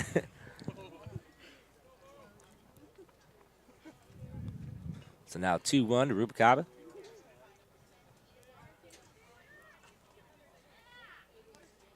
He chops this one over to Francis. Francis scoops it up, throws it over to first. High throw, and he is out at first. Close play. Good hard 90 by Rubalcaba, though. Yeah, he almost beat that one out. Because, again, right there, if he maybe double clutches, Francis double clutches, he's safe. Yeah. That's number 3. It kind of seemed Francis was going to double clutch. He pulled it out, did a little fake, and then he just threw it, smartly recognizing how fast Rubalcaba was going down the line. And that's what speed does. Speed quickens you and forces errors. Even when you roll over like Rubalcaba did, you know, that's just one little thing that goes wrong for Los Medanos, and Rubalcaba's safe. And now it brings up Joey Dotson, 1 for 2 with a single and a scored run. Curve ball low, ball 1. And another speed guy, Joey, obviously. I don't think we mentioned that before. No, not at all. This guy's fast. Good curveball in there, 1-1. Smartly lays off that pitch. That's tough to hit. No, maybe not looking. If you're looking for a curveball there, that'll be a good one to hit, but Joey looking fastball, more than likely. And he got the fastball, hits it to Francis, tough hop, gloves it, throws it to first, and that is out number 3. So 3 up, 3 down, 2-2, heading to the top of the 6th. My name is Alvaro Rubalcaba. I'm a sophomore infielder, and thanks for watching Solano College Sports Network.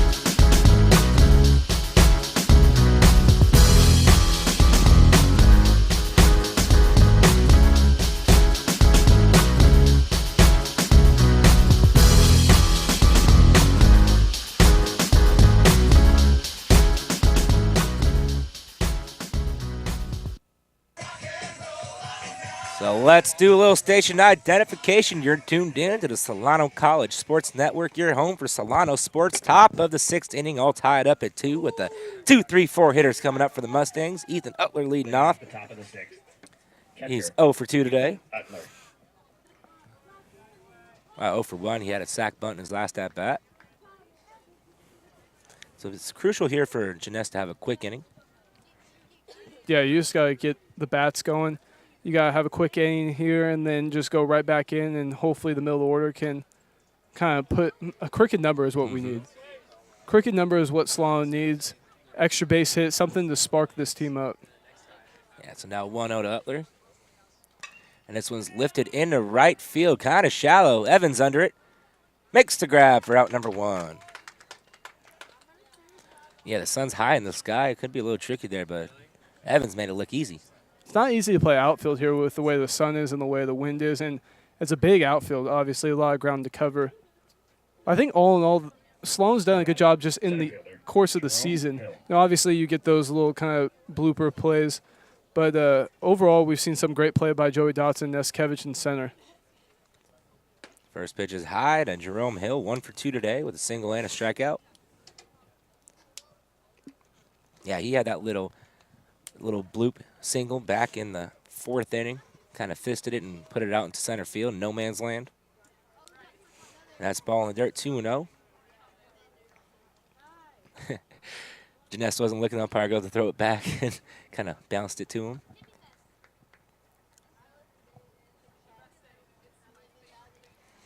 Man, but you could always tell a close game when both sides are quiet, but everybody's up on the dugout. You know, it's a very tense situation. Swing and a miss, strike 1, and Hill just gifted Jeunesse a strike there. Hill only has 8 strikeouts on the year, one of them coming today. And this one's hit up the middle, and that's going to be a base hit for Jerome Hill. Good piece of hitting, just stayed in on that pitch. Yeah, he's a great player. And he's a guy that you want up when no one's on base. But you also don't want him to get on base because he's just like Joey and Rubalcaba, where he can make it a double. Yeah, he can turn a single into a double quick. Like we said, Jerome Hill, 23 stolen bases, and he hasn't been caught until earlier in this game. Ian Acosta, the first catcher to be able to throw him out all season long. It's impressive by Acosta and impressive by Jerome, too. Big lead over at first. He bluffs it. High, ball 1. Cody Luther up at the plate, 0 for 2 with 2 strikeouts. Yeah, Hill smartly doesn't go on that first pitch. That's what they did last time. You know, I expect maybe second, third pitch he goes. Well, even him not going, still in Nate Jeunesse's mind, still in Acosta's mind, maybe cause him to rush it a little bit. That's ball 2, 2-0. Like we said, speed just puts pressure on the defense. That's all it does. Yeah, I expect him to take off here in a 2-0 count because you know they're not going to try to pitch out. They have to come back with a strike. Taking a little extra step over there. Oh, this one's smoked out in the right field. Evans coming in. Evans makes the grab. Throws it to first. Close play. Good block by Bo. And good backup by Acosta right there, too. Having the wherewithal to be able to realize what Darian's going to do. And just in case he maybe that kicks off Bo's glove, Acosta's there. And that's not a bad guy to have backup either with his arm strength either. Yeah, you know, that's something, especially for the younger kids watching our broadcast. You know, there's always a place to be during the play. If the play is not near you, you should be backing up somewhere, look at the situation. Right there, Ian Acosta doing an excellent job. He could have just stayed at home plate and watched it, but smartly goes and backs up the first baseman. Good pitch on the outside corner, 0-1. So Derek Slate is 0 for 2 with a strikeout, and he reached on an error back in the 5th.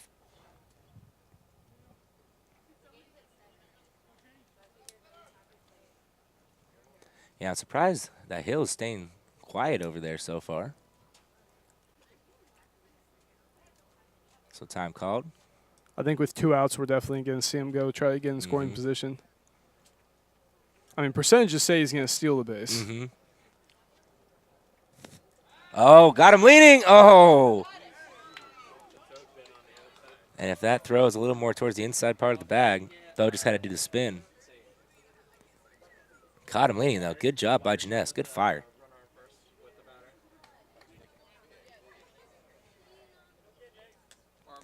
So that, you know, you take that into account. He caught him leaning. Maybe he is going to take off on this pitch. Maybe a pitch out here up 0-1. I say you pick again. Runner on the move. And this is lifted high into left field. Phipps going over. Phipps makes the grab for out number 3. So the Mustangs strand 1, tied 2-2, heading to the bottom of the 6th.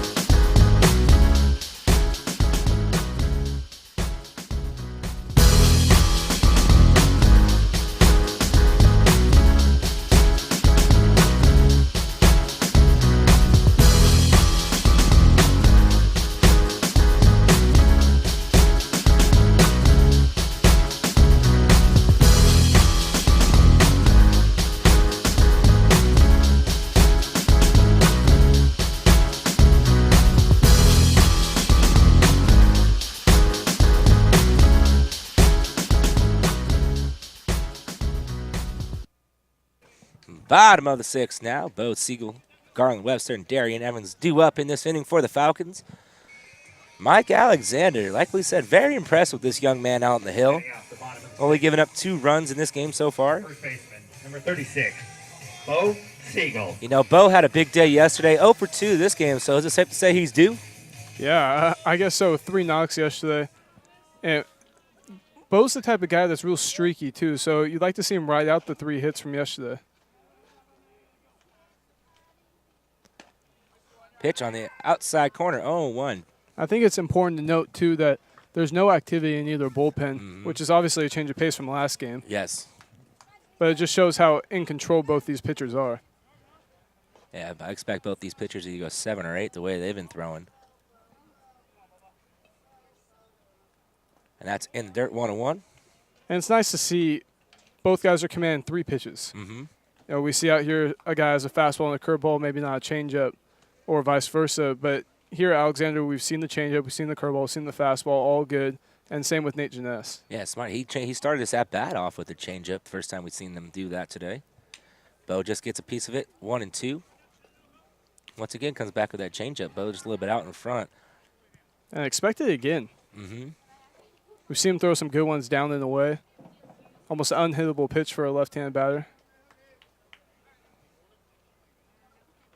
So now the 1-2 to Bo. In on the hands, fouls it straight down. Count stays at 1-2. A little fastball up and in. Smart right there, though, because I think Bo was thinking maybe the same thing and then trying to just beat him in. Bo just fighting it off, doing anything he can to stay alive. Now the 1-2 count, you think he's going to go back to that outside changeup, try to bust a curveball in here? I think changeup. That he does. And they're going to throw it down to first and complete the strikeout for out number 1. And you were absolutely right. Came back with that same changeup, lower in the dirt, and got him the chase. It's been real textbook where Alexander's gone changeups and fastballs to lefties. Hasn't bring much curveballs in. I don't think he wants it to break into their bats. Hasn't really seen much right-on-right changeups, though, from him. And that's where Solano differs because Solano, you'll see right-on-right changeups, right-on-right curveballs, right-on-left curveballs. They really mix it up, and that's what Solano's pitching staff does a great job of. So now Garland Webster up the plate, 1 for 2 today with a double and a scored run. Pitch at the knees, 0-1. He reached on an air in the first inning as well. So with 1 out here, let's see if we can set the table once again. Good curveball in the dirt, though, 1-1. Tough pitch laid off, but a good take right there. I mean, that thing started at the letters and broke all the way down. I mean, he has a lot of break on that thing. He really controls it well. You know, he has a short little break and he has a big break as well. This one's chopped, and this one's going to go up the middle, and it's bobbled by the second baseman, Slate. No way to get the speedy Webster. I'm calling that a base hit. Yeah, that's a base hit. It's a good job trying to stay up the middle. It's a tough play for a second baseman. He's got to make the jump throw, but with Garland's speed, I'm not going to say super speedy, but good enough speed, he's beating that out easy. You know, it's the hustle, like we talked about earlier, the hard 90, and that's what Garland Webster does every single time he goes down the line. Now it brings up Darian Evans, 0 for 1 with a strikeout and a sacrifice. So with 1 out here. In the dirt, ball one. A changeup starting off the at-bat once again. You know, the first couple innings, you saw a lot of fastballs. And then the next two, we saw a lot of curveballs starting off. Now he's using that changeup. So he's doing a good job by mixing his pitches to start off each at-bat.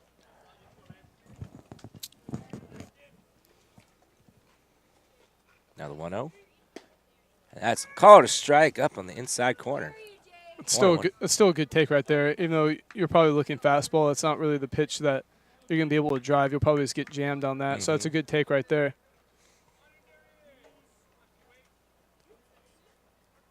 Swing and a miss, strike two. Is that changeup again? Yeah.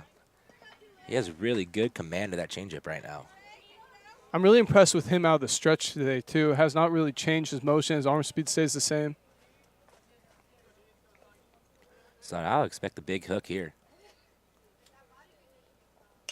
Oh, and this one's kind of poked down the line. It goes foul, 1-2. So once again, it goes back to that changeup. I was wrong on the curveball there.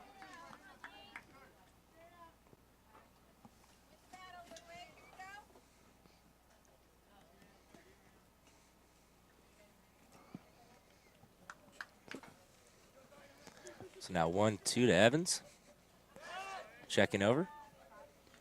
Yeah, and Alexander, a freshman also. So having command like this as a freshman, that's impressive. Nate Jeunesse, obviously, third-year sophomore, a little more mature. But this guy's hanging in there. He's holding his own.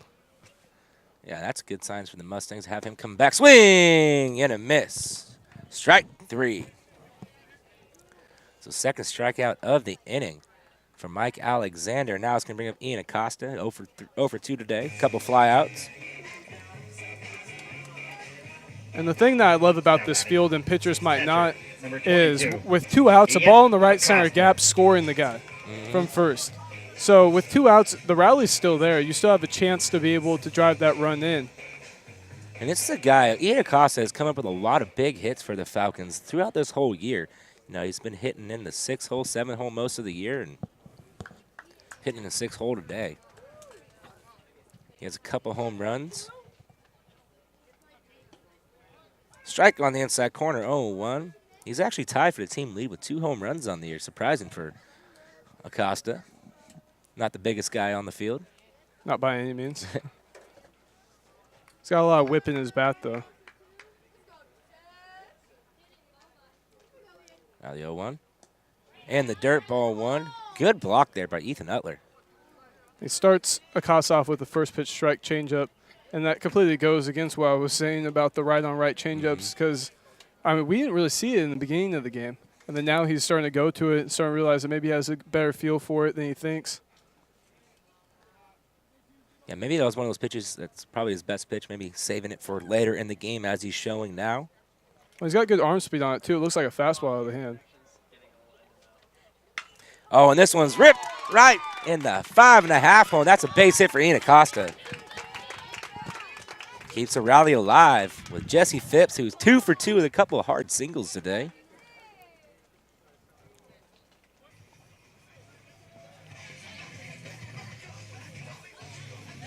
Now batting, left fielder, number 14, Jesse Phipps.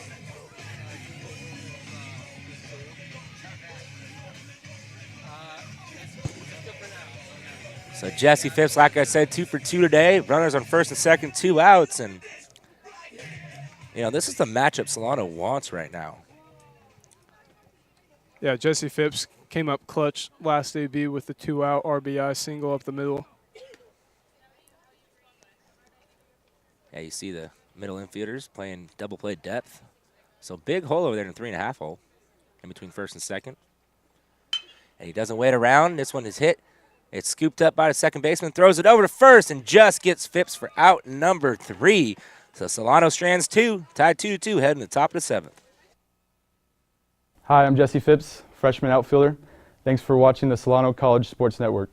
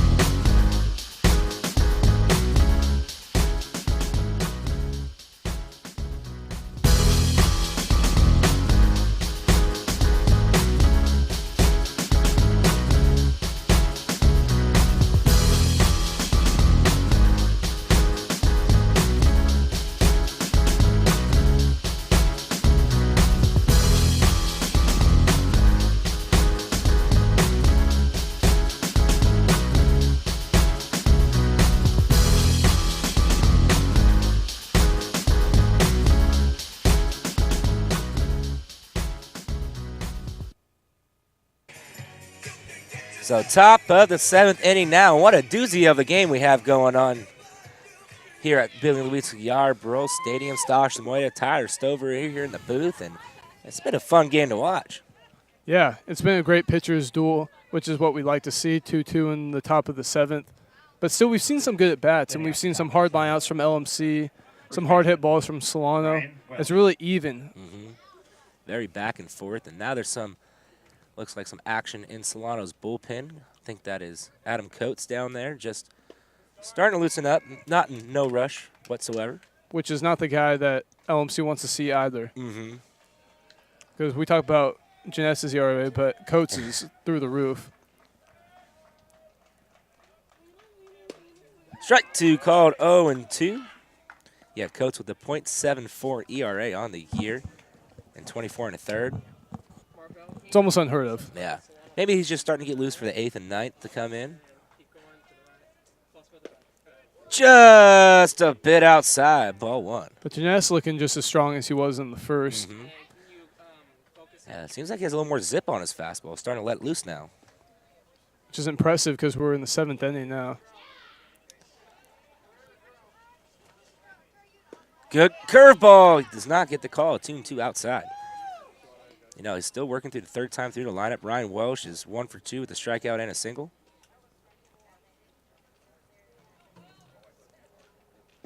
Strike 3 call. Got him looking for out number 1. Like you said, maybe a little more zip right there. And this is when the intensity of the game kind of comes in, especially for a guy like Nate Jeunesse who's such a competitor. Right there, kind of reaching back and just letting it fly. Yeah, you know, we were talking before the game. You know, Jeunesse hasn't been able to really strike out a lot of guys. This game, 7 strikeouts today. Through 6 1/3. Yeah. First pitch, called a strike, 0-1. Yep, he is definitely starting to let loose now. He knows how important this game is for the team, and he knows that eventually they're going to break out and score some runs.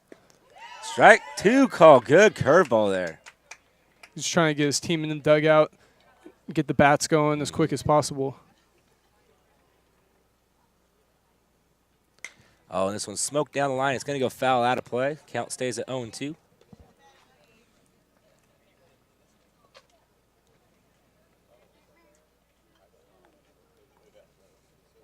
So way ahead of him here.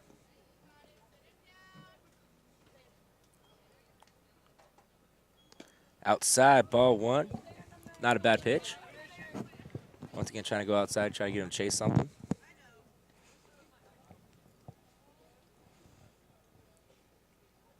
So now count 1-2. 1 out here in the top of the 7th. Curveball couldn't get it across, 2-2. Looked like that one slipped a little bit. A little bit, but just like I said in the beginning of the game, if you're going to miss to where they can't hit it instead of right over the plate where these guys can crush it. These LMC hitters are no joke. Oh, right back at him. Goes off his glove. Going to be a foot race. Flips it up over to first. What a play by Nathan Jeunesse, helping himself out. It's a great job right there. I don't know if you noticed. When it hits off his glove, he looks at the runner, realizes he's got time, takes his time, bare hands it, clean throw over to first. That's a mature player right there. That's where the experience comes out to play, and that's where the competitiveness comes out to play. He's not letting the second baseman get that ball. He's going for it. Now brings up Carlos Carrillo. 1 for 2 with a single and a ground out. First swings at the first pitch, fouls it back, 0-1. It just seems like a strikeout right here would just get guys going. Oh, yeah. You know? Will definitely put a lot of momentum towards Solano's way. And the dirt, ball 1. I just like to see a strikeout right here and a fist pump from Nate Jeunesse, get the guys going. Because Nate Jeunesse is a quiet guy, but has that fire in him.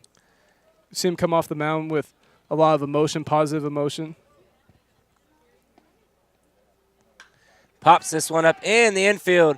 Dick is under it, struggling with it, and he makes the grab for out number 3. 3 up, 3 down. We're stretching, heading to the bottom of the 7th. Hi everybody, Greg Poff here in the Solano College Sports Network studios to tell you about a great opportunity here at Solano, where we're the only community college in the nation to have our own sports broadcasting program. So if you're interested in a career in sports broadcasting, Solano Community College is the place for you. And we offer students training in all aspects of sports broadcasting, whether it's behind the microphone, behind the camera, or learning to operate our state-of-the-art production equipment in our newly renovated television studio, or out in the field covering an actual live sports event for Solano Community College. At SCC, our sports broadcasting program is responsible for providing broadcasts of Solano sports teams and creating sports shows to be telecast on Fairfield's cable access Channel 28, as well as webcasts on our YouTube station at Solano College Sports Network. So if you're interested in taking one of our sports broadcasting courses, you will find them listed under Communication Studies in the SCC schedule of classes each and every semester. So come on over, check us out in our TV studio in room 121. We're done stretching here now we're in the bottom of the 7th inning with Connor Dick, Alex Nesikevich, and Alvaro Rubacaba due up here in the bottom of the 7th inning. And man, getting later in this game, Mike Alexander still in the game. No action down in the LMC bullpen. First pitch swings at it, fouls it back, 0-1. Yeah, and you'd like to see the bats come alive now. You don't want to have them wait till the 9th and then maybe something happens. You don't want to have to try to play catch-up either. You want to try to tack on one at least. You got to play for one run. You got to do everything you can and get base runners. Now starts right here with Connor Dick, see if he can get aboard. Ball low, 1-1.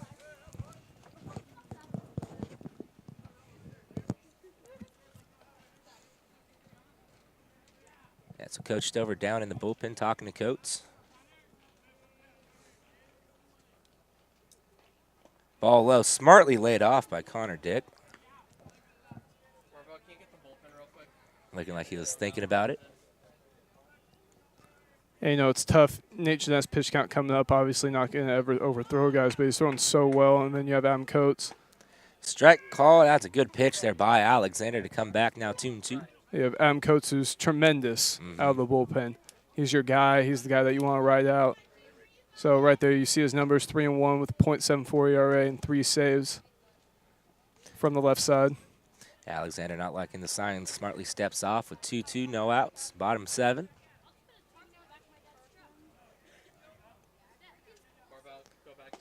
Lays off that one, tough pitch to lay off, full count. Yeah, especially you want to start working these counts more, trying to get Alexander's pitch count up so he can't go any deeper than he already is in this game. Well, this at-bat's huge right here too. Just seeing 5 pitches, 6-1 underway. And this one's chopped to Francis. A little tough hop. Feels it. Throws it over to first. And he just gets Dick for out number 1.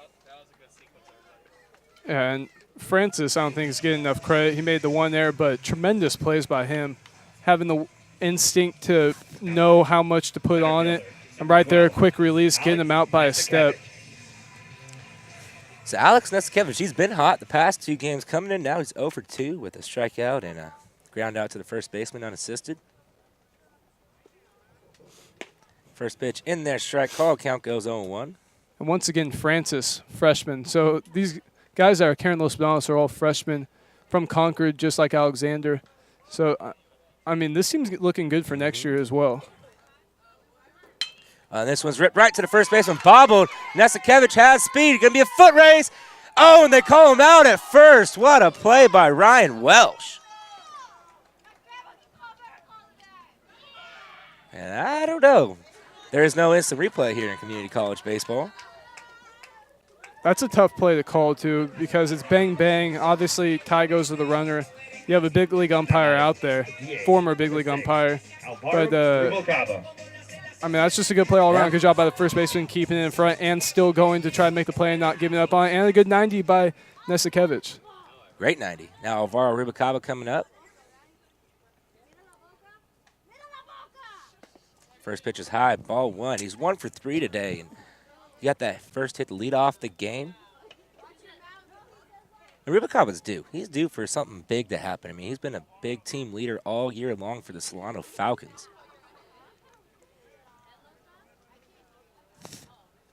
Calls time as Alexander's not getting the sign that he wants. And like you said, been struggling as of late, but obviously still the best overall hitter on the team. And he's someone that you're going to need to get going. Yeah, it just takes a couple hits to get him going. Curveball low, 2-0. Kind of like a Human Torch, because when he flames on, he's up there going 4 for 4, 5 for 5, just rattling off the hits. Yeah, we've seen some absurd games from him. Oh, and there it is, and that's a base hit, and that could be extra bases. Tailing into the right fielder, gets it up. Throwing in a second.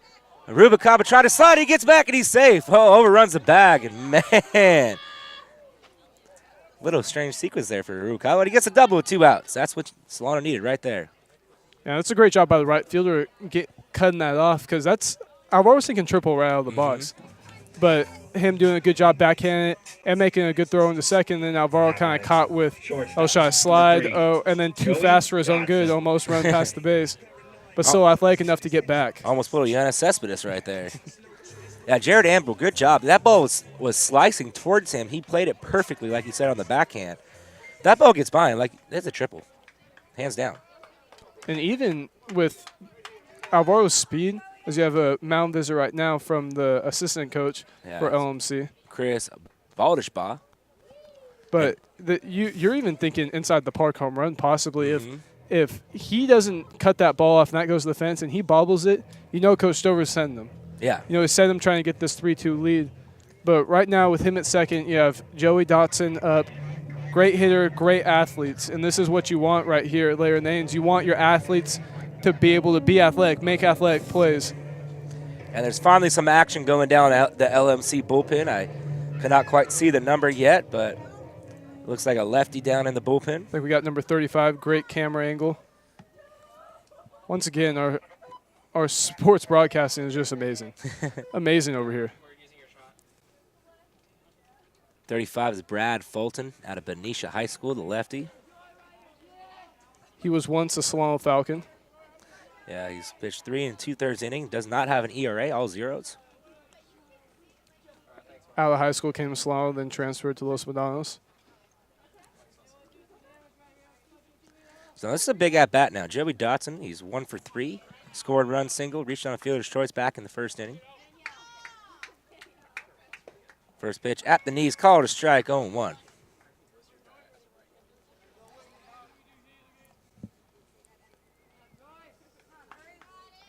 And with the speed of Rubicaba, a base hit into the outfield, you know he's scoring. And you'd like to see him just punch one into that 4-hole. This one's chopped to Francis. Francis cannot come up with it, and Rubicaba is going to come in to score. Once again, Joey Dotson comes up for the Falcons. Right there, it's just athletic players doing athletic things. Francis knows, and we've seen Francis make tremendous plays, and that's a tough to see from him. But he knows how fast Joey is, so he's got to try to make that play quick instead of sit back. E. Yeah, we have an E6 in here. Yeah, we're going to call it E6, just confirming with the coaching. You know, again, those are one of the tough ones.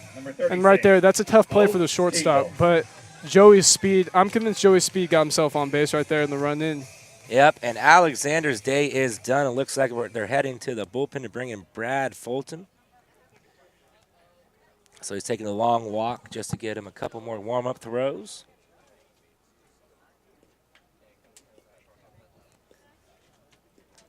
And out he comes, and with this little break in the action, let's do a little station identification. You're tuned in to the Solano College Sports Network, your home for Solano sports. You can check us out on the Fairfield Cable Access Channel 28, our YouTube channel, youtube.com/Solano College Sports Network.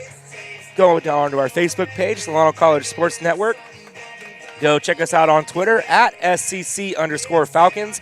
Hey, and go on Instagram and give us a like at SCC_Falcons. And we have all the updates, so if you're unable to watch our broadcast, you can go on there. We have a live Twitter feed you can check out. Do you practice that? Huh? Do you practice that? It's real smooth. I just listen to a lot of sports talk radio. There you go. You know, 95.7 The Game. Is that the A's sports talk? Yep. All A's, you know, all Bay Area sports, you know. Big things going on in the Bay Area right now. The Warriors clinching the #1 seed in the Western Conference. Play on Saturday at 12:30 against the New Orleans Pelicans. So that's going to be a good first-round matchup. We got Steph Curry and company. Yeah. Splash Brothers. Draymond Green. Man, what a year Draymond Green's had. Yeah, no kidding. That dude he's a beast. The whole team stacked.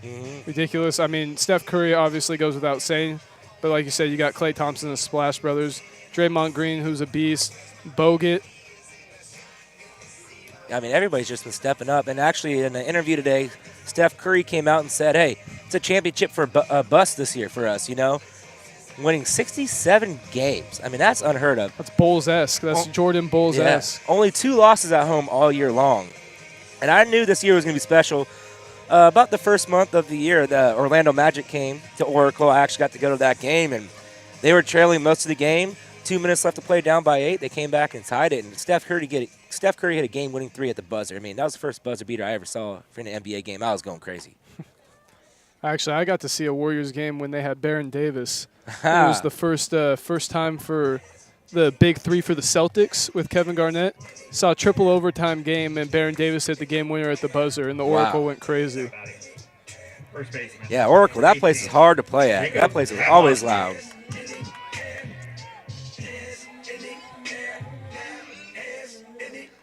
So Jacob Pawlowski coming in to pinch hit for Bo Siegel. Coach Stover playing the matchup here. Yeah, lefty on righty. Like we said, Brad Fulton with a 0 ERA is 3 walks, 1 strikeout, 3 2/3 innings pitched. Curveball is low, ball 1. So Mike Alexander's day is done. He went 6 2/3, no walks, 6 strikeouts, 8 hits. He has 3 runs on the board. One of them is earned, but he's still on the hook for 1 more out there. Oh, this one's hit high and deep. Left center field. And that baby's gone. 2-run home run for Jacob Pawlowski. And he has broken this game open, folks.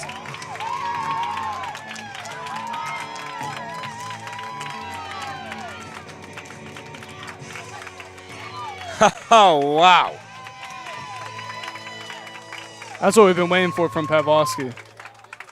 That was a the other funny thing is before the game, I was talking to him. He goes, hey, I'm going yah-yah today.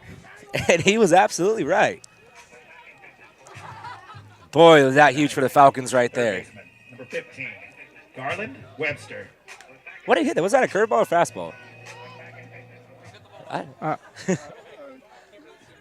Don't even know. Yeah, I don't even know. They got out of here in a hurry, though. That thing was a tower shot. Oh, Webster giving it a ride out in the left center field. Hill is under it.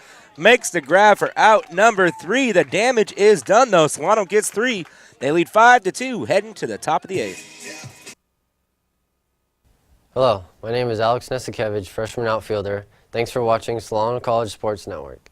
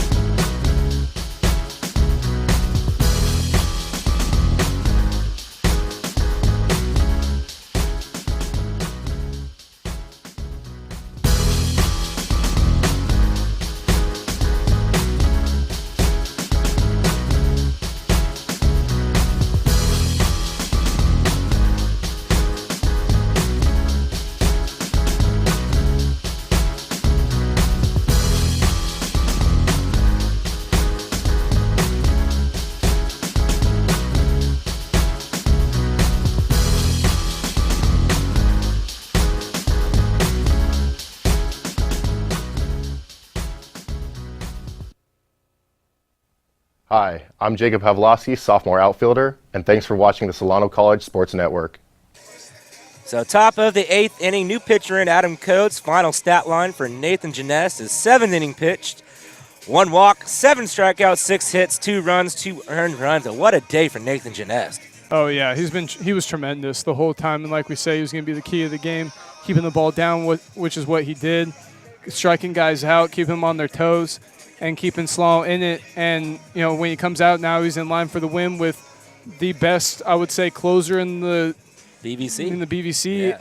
And I'm sure probably top in the state in ERA. Yeah, I mean, with the .71 ERA, that's outstanding. And Looks like we have a pinch hitter. It's going to be Hunter Stone coming in to pinch hit. Stone has a 200 average with a 273 on base percentage. And he's going to come in and at shortstop for Jeremiah Francis. Maybe those couple errors really played costly over that shortstop position. Yeah, we saw Francis making great plays out there, and just those 2 blemishes, those 2 errors really hurt his team. Yeah, and he's had a tough time out there because he's made great plays, but getting some bad hops. Foul back on 1. He's definitely made some key plays for him too, and that's probably why the game's still even close. Man, what a huge home run that was, though. Really, and we were saying we were waiting for that crooked number all game long. Solano finally got it with Coates not on the mound. Fouls this one back 0-2. Yeah, good time for it. Yeah, another quiet guy, Adam Coates. You know, he comes in. He's a gamer, though. He comes in just firing away. Yeah, no, like you said, you couldn't have said it better yourself. Quiet guy, you know, goes about his business, but his stuff's not quiet by any means. Strike 3 call. Caught him looking for out number 1. Painted that perfectly. Now going back to the top of the lineup, we're going to bring up Jared Ambrule. 1 for 3 today with a single, stone base, and a scored run. Interesting, he has his batting gloves in his back pockets, but he swings with no gloves on. Maybe a little bit for show. Sliding gloves, maybe? Maybe, we'll see. See if he gets on base. We'll see what he does with them. In the dirt, ball 1.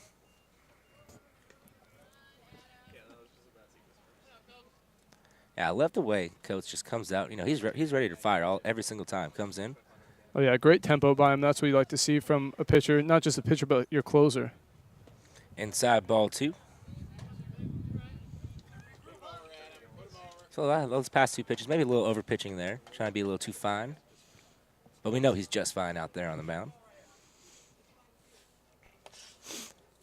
And he can do that sometimes. He'll be a little wild, and then all of a sudden he'll paint 4.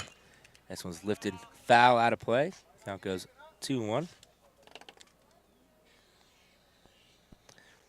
Yeah, he's 25 strikeouts on the year, 6 walks, and only 2 earned runs, 10 runs allowed, but 2 earned, 14 hits, and 24 1/3 innings pitched. Wow. Those are video game numbers. Yeah.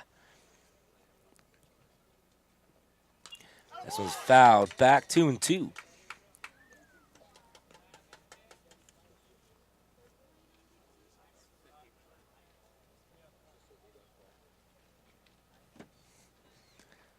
So now let's see if he comes back here. We know he does have a plethora of pitches he could throw.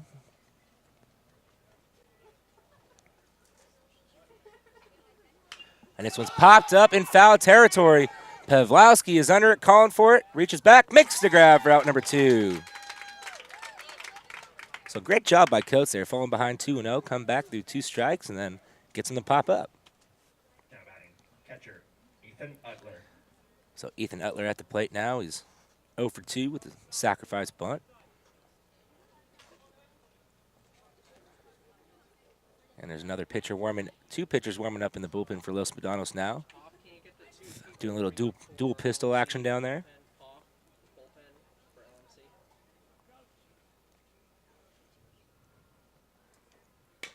And this one's hit. Connor Dick feels it. Flips it to first for out number 3. 3 up, 3 down. Heading to bottom of the 8th.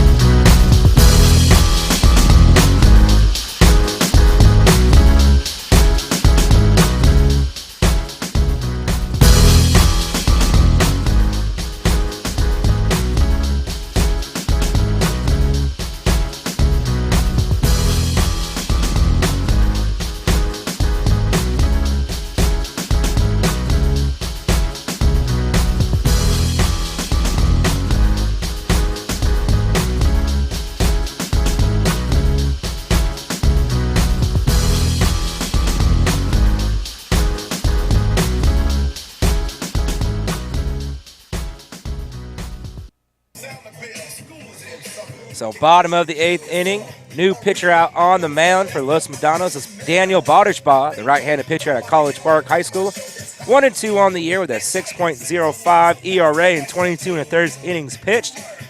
10 strikeouts on the year, 8 walks, 13 earned runs, and 23 hits allowed.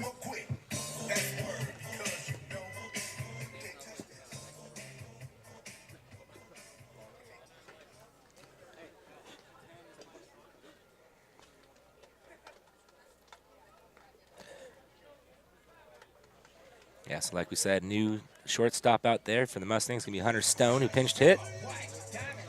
So now it's going to be Darian Evans, Ian Acosta, and Jesse Phipps. You know, they do have a 3-run lead. How many runs do you need to win the game? It's always more. Always, yes. That's the mindset you got to have. You got to shoot for one. You got to just try to chip away, get one, because a 4-run lead's a lot better than 3. Especially in the mind of a pitcher. Oh, and this one's hit high and deep into left field. And that baby's gone. Solo shot for Darian Evans. And that makes it a 4-run ball game.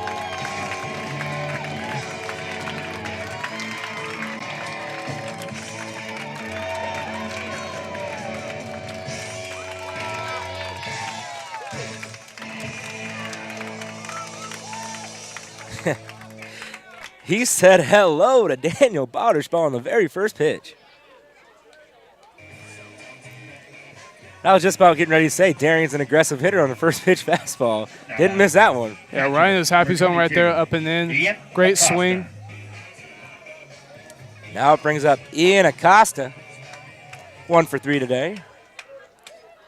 You know, you can't get too home run happy here. You just got to keep it within yourself. That first pitch is outside, ball 1. You know, after a couple of jacks, you see you want to come up to the plate. You know, you have the lead, take a couple big hacks, but you really just want to settle in, get a base hit, get a rally going. Keep piling it on. Yeah, definitely, especially with no outs right here. A good hit. Good snag there by Carrillo. Throws it over to first. High. They tag him. That's out number 1. A good piece of hitting, though. You got good solid contact. Just happened to be right at somebody. Now Jesse Phipps, 2 for 3 coming up. Number 14, Jesse Phipps. Yeah, these are the at-bats. You know, you have the lead. You want to work on it right now to carry on to your next game. Like we said, Solano has to win out. They're in control of their own destiny in the second place in the BBC. Oh, and that's a nice hit out in the right center field. That's going to drop for a base hit. 3-hit ball game for Jesse Phipps. Another great swing right there. Brings up Connor Dick now. Still hitless today, 0 for 3. Now, we know Solano lost yesterday to Marin to give Marin first place in the BBC. Does Solano have a chance to host a playoff game? Yeah, they do. You need to win the league. That would be ideal, definitely. And, you know, they still can. Obviously, Marin has them head-to-head. They're up by 1 run also, or 1 game also. This one's chopped to Stone. Oh, weird bounce to second, to first, and he's safe at first, out at second. But, you know, winning cures all. And obviously, you can't really focus on what Marin's doing.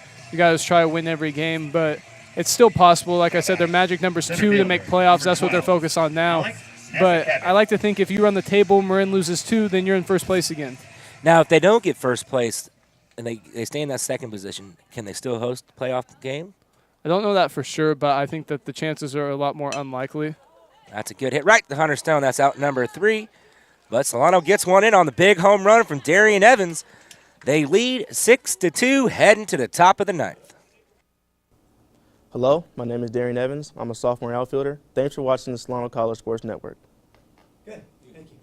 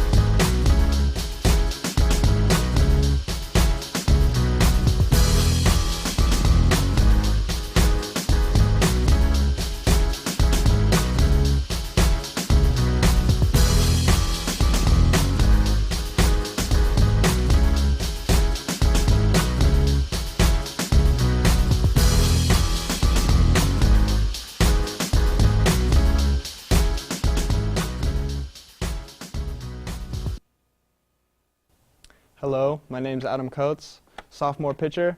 Thanks for watching the Solano College Sports Network. So top of the 9th inning now. Solano leads 6-2, and Solano's 3 outs away from improving the record to 21-12, 16-5 in conference play. But they have the 3, 4, 5 hitters coming up. Jerome Hill leading off. 2 for 3 today with a strikeout and a couple singles. So Coates looking for his 4th save on the year. Pitch is low, ball 1. Now, is this it's not 3 runs. Is it still a save situation? I believe so, because he came in the 8th inning, and they were up by 3. Mm-hmm. So I think that is still a save situation because of when he came in. Mm-hmm. So they count 1-1 now to Hill. Good pitch outside, 2-1. I'm going to be honest, the save rules kind of get me a little bit. I'm not 100% sure on that. Obviously, the win is self-explanatory. Mm-hmm. But if I had to bet, I would say that this is still a save. Ball low, 3-1. Yeah, I know it's 3 runs, or if you pitch 3 innings to end the game. Doesn't matter the score. If you pitch 3 innings, you still get the save. So if you pitch the 7th, 8th, and 9th, or the 3 runs, you come in the 9th. But like you said, he came in with the 3 runs, so maybe that does count as a save. We'd have to check our rule book for that one. That's ball 4. And that's only his 7th walk of the year. Uncharacteristic like from Adam Coates, especially that's the speediest guy on the team.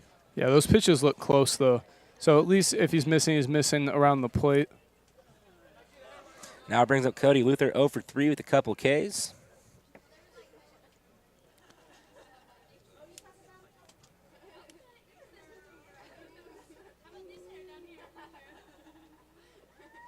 First pitch outside, ball 1. Hill always a threat to steal. Like we said, 23 stolen bags on the year, only been caught once, and that was earlier in this ball game. Ian Acosta doing an excellent job. Yeah, if you're Coates, though, you don't want to even worry about that guy at first. He doesn't matter for you right now. You need to just attack the hitter. Ball low, 2-0. Yeah, Coates is just going to take a little walk. Acosta smartly heading out to talk to him. That's 6 straight balls thrown. Hey, you got a 4-run lead here. You don't have to be too fine on your pitches. Just try to pound the strike zone here. Yeah, and as a defense, you just got to collect outs. Every out's important in this situation. You're up by 4. You're not playing to win by 4. You're playing to win. Mm-hmm. That's all that matters, especially late in the season. So right now, if you get a ground ball, just make sure you get an out. That's all you can do. Don't try to force 2 and throw the ball away. There it is. Strike 1 called, 2-1. And it kind of looked like it didn't come set there. He has to watch that kind of roll through a bit.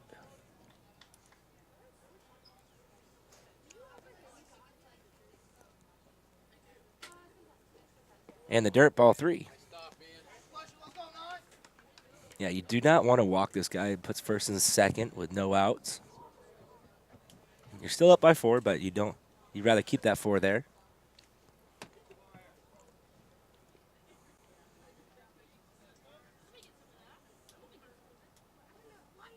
(3-1). And the dirt, ball 4. Back-to-back walks by Adam Coates.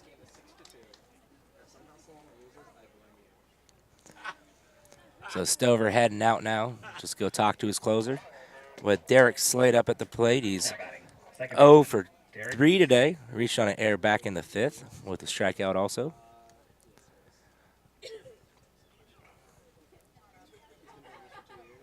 So once again, you're tuned in to Solano College Sports Network, your home for Solano sports. Solano leading 6-2 here in the top of the 9th.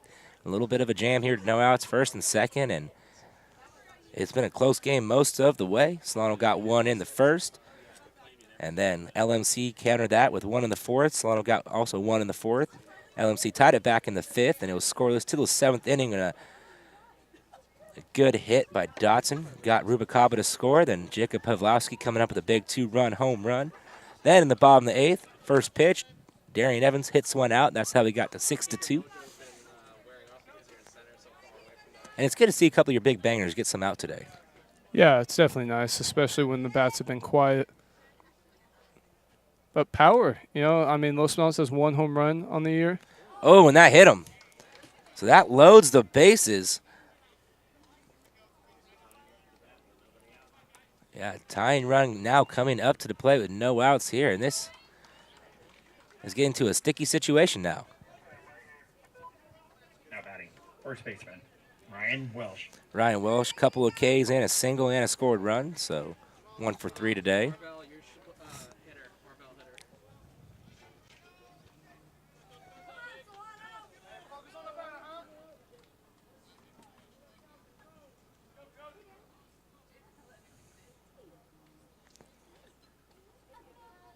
First pitch from Coates.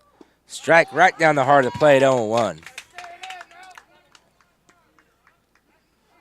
He just needs one here. Just get one out, stop the bleeding a little bit.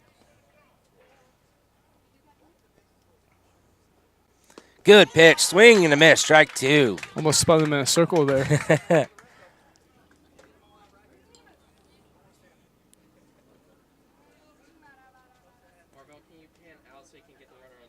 So now way ahead of him, 0-2. A lot of speed over at third base, so Costa's going to have to do a good job blocking the ball. And this one's lifted into left field. Phipps going over. Phipps makes the grab. He's going to throw it in. 1 run will come in. But that's out number 1. Trade outs for runs right now. 3-run ball game with Jake Home coming up to the plate. 1 for 2 today with a single and a walk. Number 27, Jose Maravilo. Oh, I'm sorry. Pinch hitter now coming in. It's number 27, Jose Maravilo. Maravilo batting an even 300 on the year.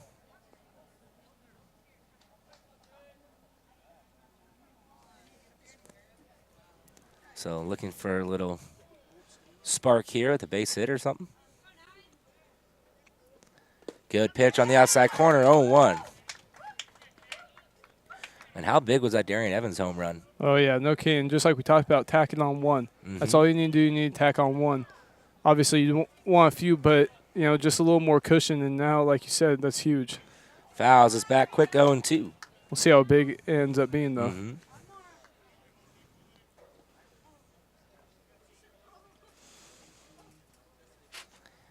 So way ahead of him once again, 0-2. Let's see what Coates decides to go with.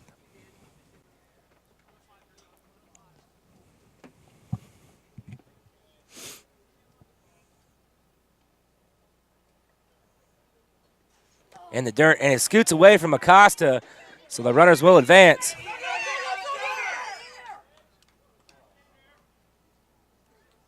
So umpire saying stay there as it rolled into the dugout.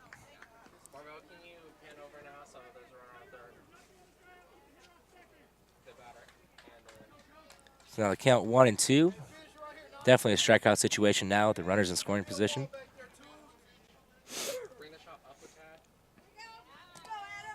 Look how far up on the plate he is, too.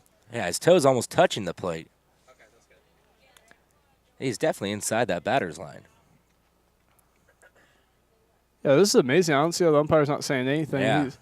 His toes are crossing the white of the of the inside part of the plate. Now he's literally standing on the plate now. Backs off a little bit.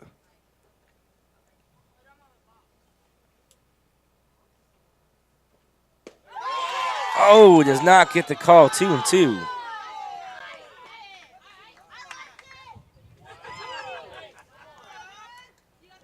Zone looking a little tight later in the game. Oh, he scoots up even closer now. That back foot from my angle is on the inside part of the plate. You can't, from that camera angle, you can't really tell from the straight up point of view here.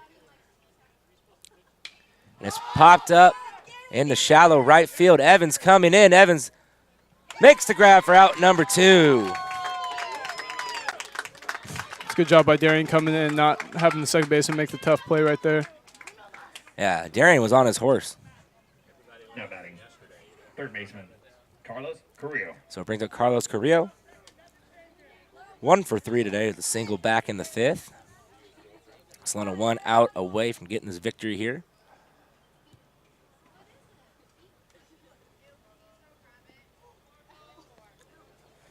I still couldn't believe how far up on the plate Right. he was. And the umpire not saying anything. Yeah, that's what happens when the the lines really get chalked down throughout the game. Batters digging in.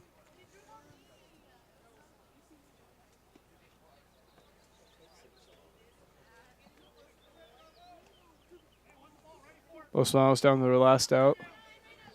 Great game from both sides, though, no matter what.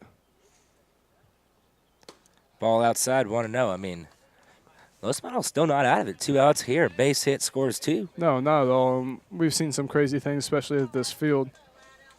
Yeah, it's community college baseball. Anything can happen.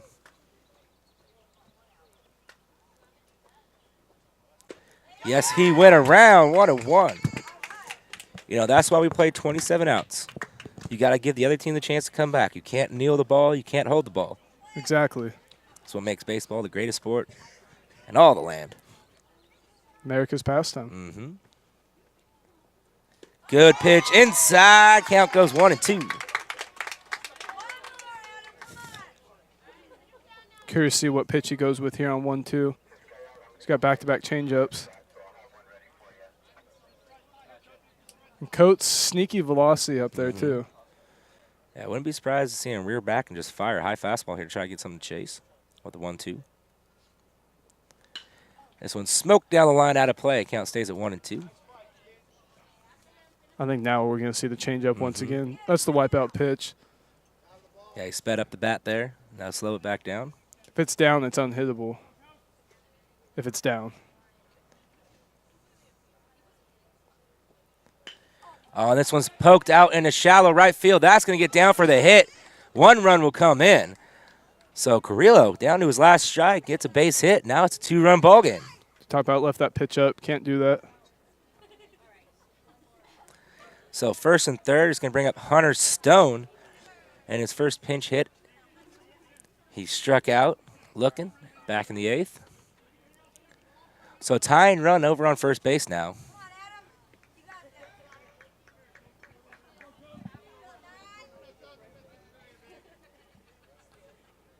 I'm sorry, this is Mike Wagaman.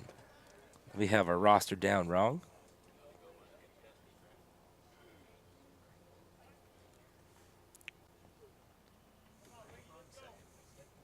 Now for Solano, guy at first base, not the speediest guy.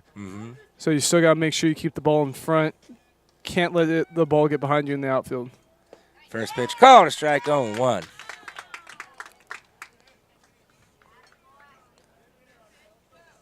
So Wagaman comes in, batting even 0. He's had 5 at-bats, has not got his first hit.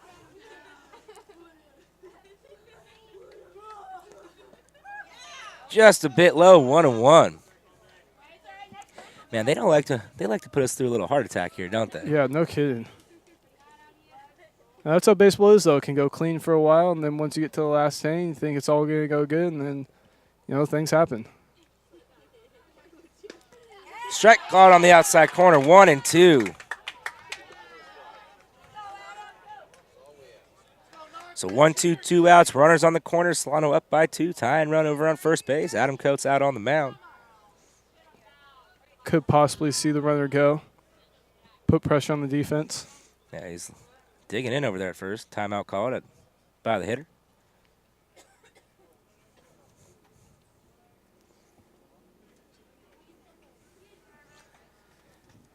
Yeah, Carlos Carrillo over on first base. He does have 1 stolen base on the year.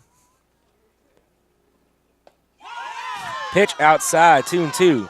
Man, the fans are getting excited over here. Another close pitch. Yeah, that was a ball, though. That was outside. He's been calling that all very consistent from the home plate umpire today. Yeah, but that's how it is, though. If you're the closer, you got to expect that. He's not going to give you what maybe you would have gotten in the 2nd or 3rd inning. Strike 3 call, got him looking, and that is the ball game, folks. Solano wins 6-4 in a tight one. What a good game all around today. Yeah, I like the intensity that Solano brought all day today. We had a few home runs, one from Jacob Pavlovsky, Darian Evans. Nice to see, but overall, defense picking up the pitchers picking up the defense, hitters picking up everyone. I love to see that, and I love the type of game that they played today. Yeah, just a battle between Nathan Janess and Mike Alexander going toe-to-toe all the way through the 7th inning. Outstanding pitching performance from both sides. Mike Alexander gets the loss. Nathan Janess gets his 5th victory on the year. Solano had some timely hitting, like you said, in those home runs. They now advance to 16-5 on their conference record, 21-12 overall. Los Medanos falls 9-12, 15-18 overall. And now Solano, they control their own destiny. Like they said, lost to Marin yesterday, a great bounce-back win today. Now they travel on the road next week. They play Napa. That's going to be a huge game. Series tied 1-1. They go play Contra Costa. They're up 2-0. Then they go finish off the season at Mendocino, and that is going to be a huge game as well. That series tied 1-1. But overall, great victory today. Oh, yeah, definitely. And, again, this is a momentum builder because this was not an easy team to play and not an easy game to play in. And they dealt with some adversity, and they handled it well. And I thought that Nate Janess did a fantastic job. Adam Coates coming in, giving up a few runs, but still battled his way through, and that's what you like to see from your closer. So they're just going to have to take this and ride out for the next 3 games, and hopefully, Marin can lose a few and they can try to jump back into that first place spot. But this thing's not over by any means, and anything can happen. And now that puts Solano's magic number to 1. They need one more win to secure a playoff spot, and that's what they're shooting for. That's going to be great. All right, so final score 6-4. We're going to take a break. We'll come back with our player of the game interview after this.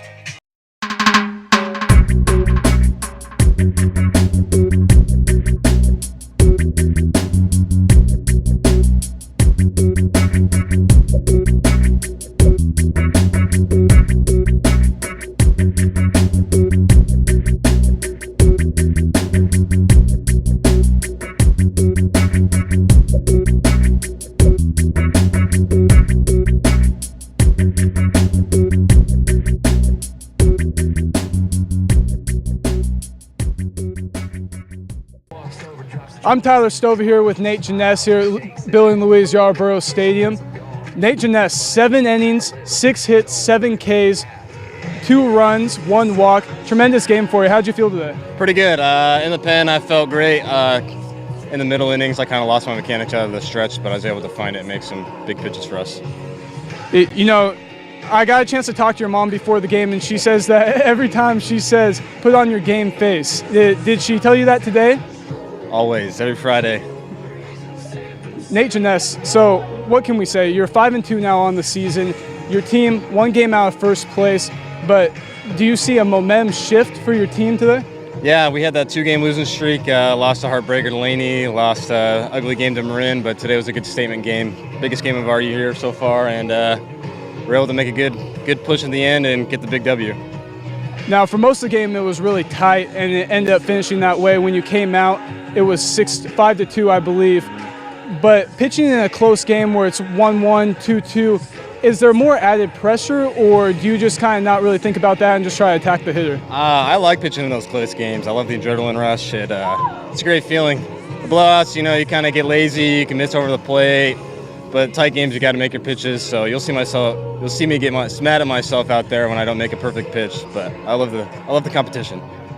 People like to joke around about pitchers not being athletes, but today we saw you make some athletic plays on the bunt down the third base line, making a good throw, and then knocking the ball down and having the wherewithal to throw it calmly to first. Do you panic in situations like that, or do you take a breath and realize the situation? It's all reaction. I don't really think about it too much. But on the one right back at me, I just kind of stuck my glove up there. Lucky to get a piece on it, and then saw it pretty quickly and made the throw over to first. So now your guys' magic number is 1 to clinch playoffs. Yeah. And obviously that's the goal. You guys want to win the league, but that's the first thing you're focused on. How do you feel like the team is responding as you're starting to get later in the year? You guys lost the game to Laney and Marin, but now this is definitely a huge win. How do you think the team's feeling going into next week? We were a little down after the loss to Marin, getting beat that bad, but today was a big game. Definitely a big shift in momentum after. We were all excited. I think we're going to come out on fire next week. Thank you, Nate Janess. I got a chance to talk to Nate Janess earlier in the week, and he talked about just the fiery effort that the team has had. And, I see a lot of spark plugs. You have Joey Dotson, Alvaro Rubalcaba, guys like that. Do you think that some of the team is starting to piggyback on that? We see Jacob Pavlovsky hopping in. How huge is it for the team later in the season to start hopping on that bandwagon? It's huge. We gotta get spark plugs, like you were saying, to get the team going and get a little rally. it's important to get our guys on base. You know, they're able to steal bases. We put a lot of pressure on the defense, so that's going to be huge for us in the playoffs. Nate Janess, 5-2 now overall, under 2 ERA. Tremendous outing for you. I'm Tyler Stover, Solano College Sports Network. We'll see you next week.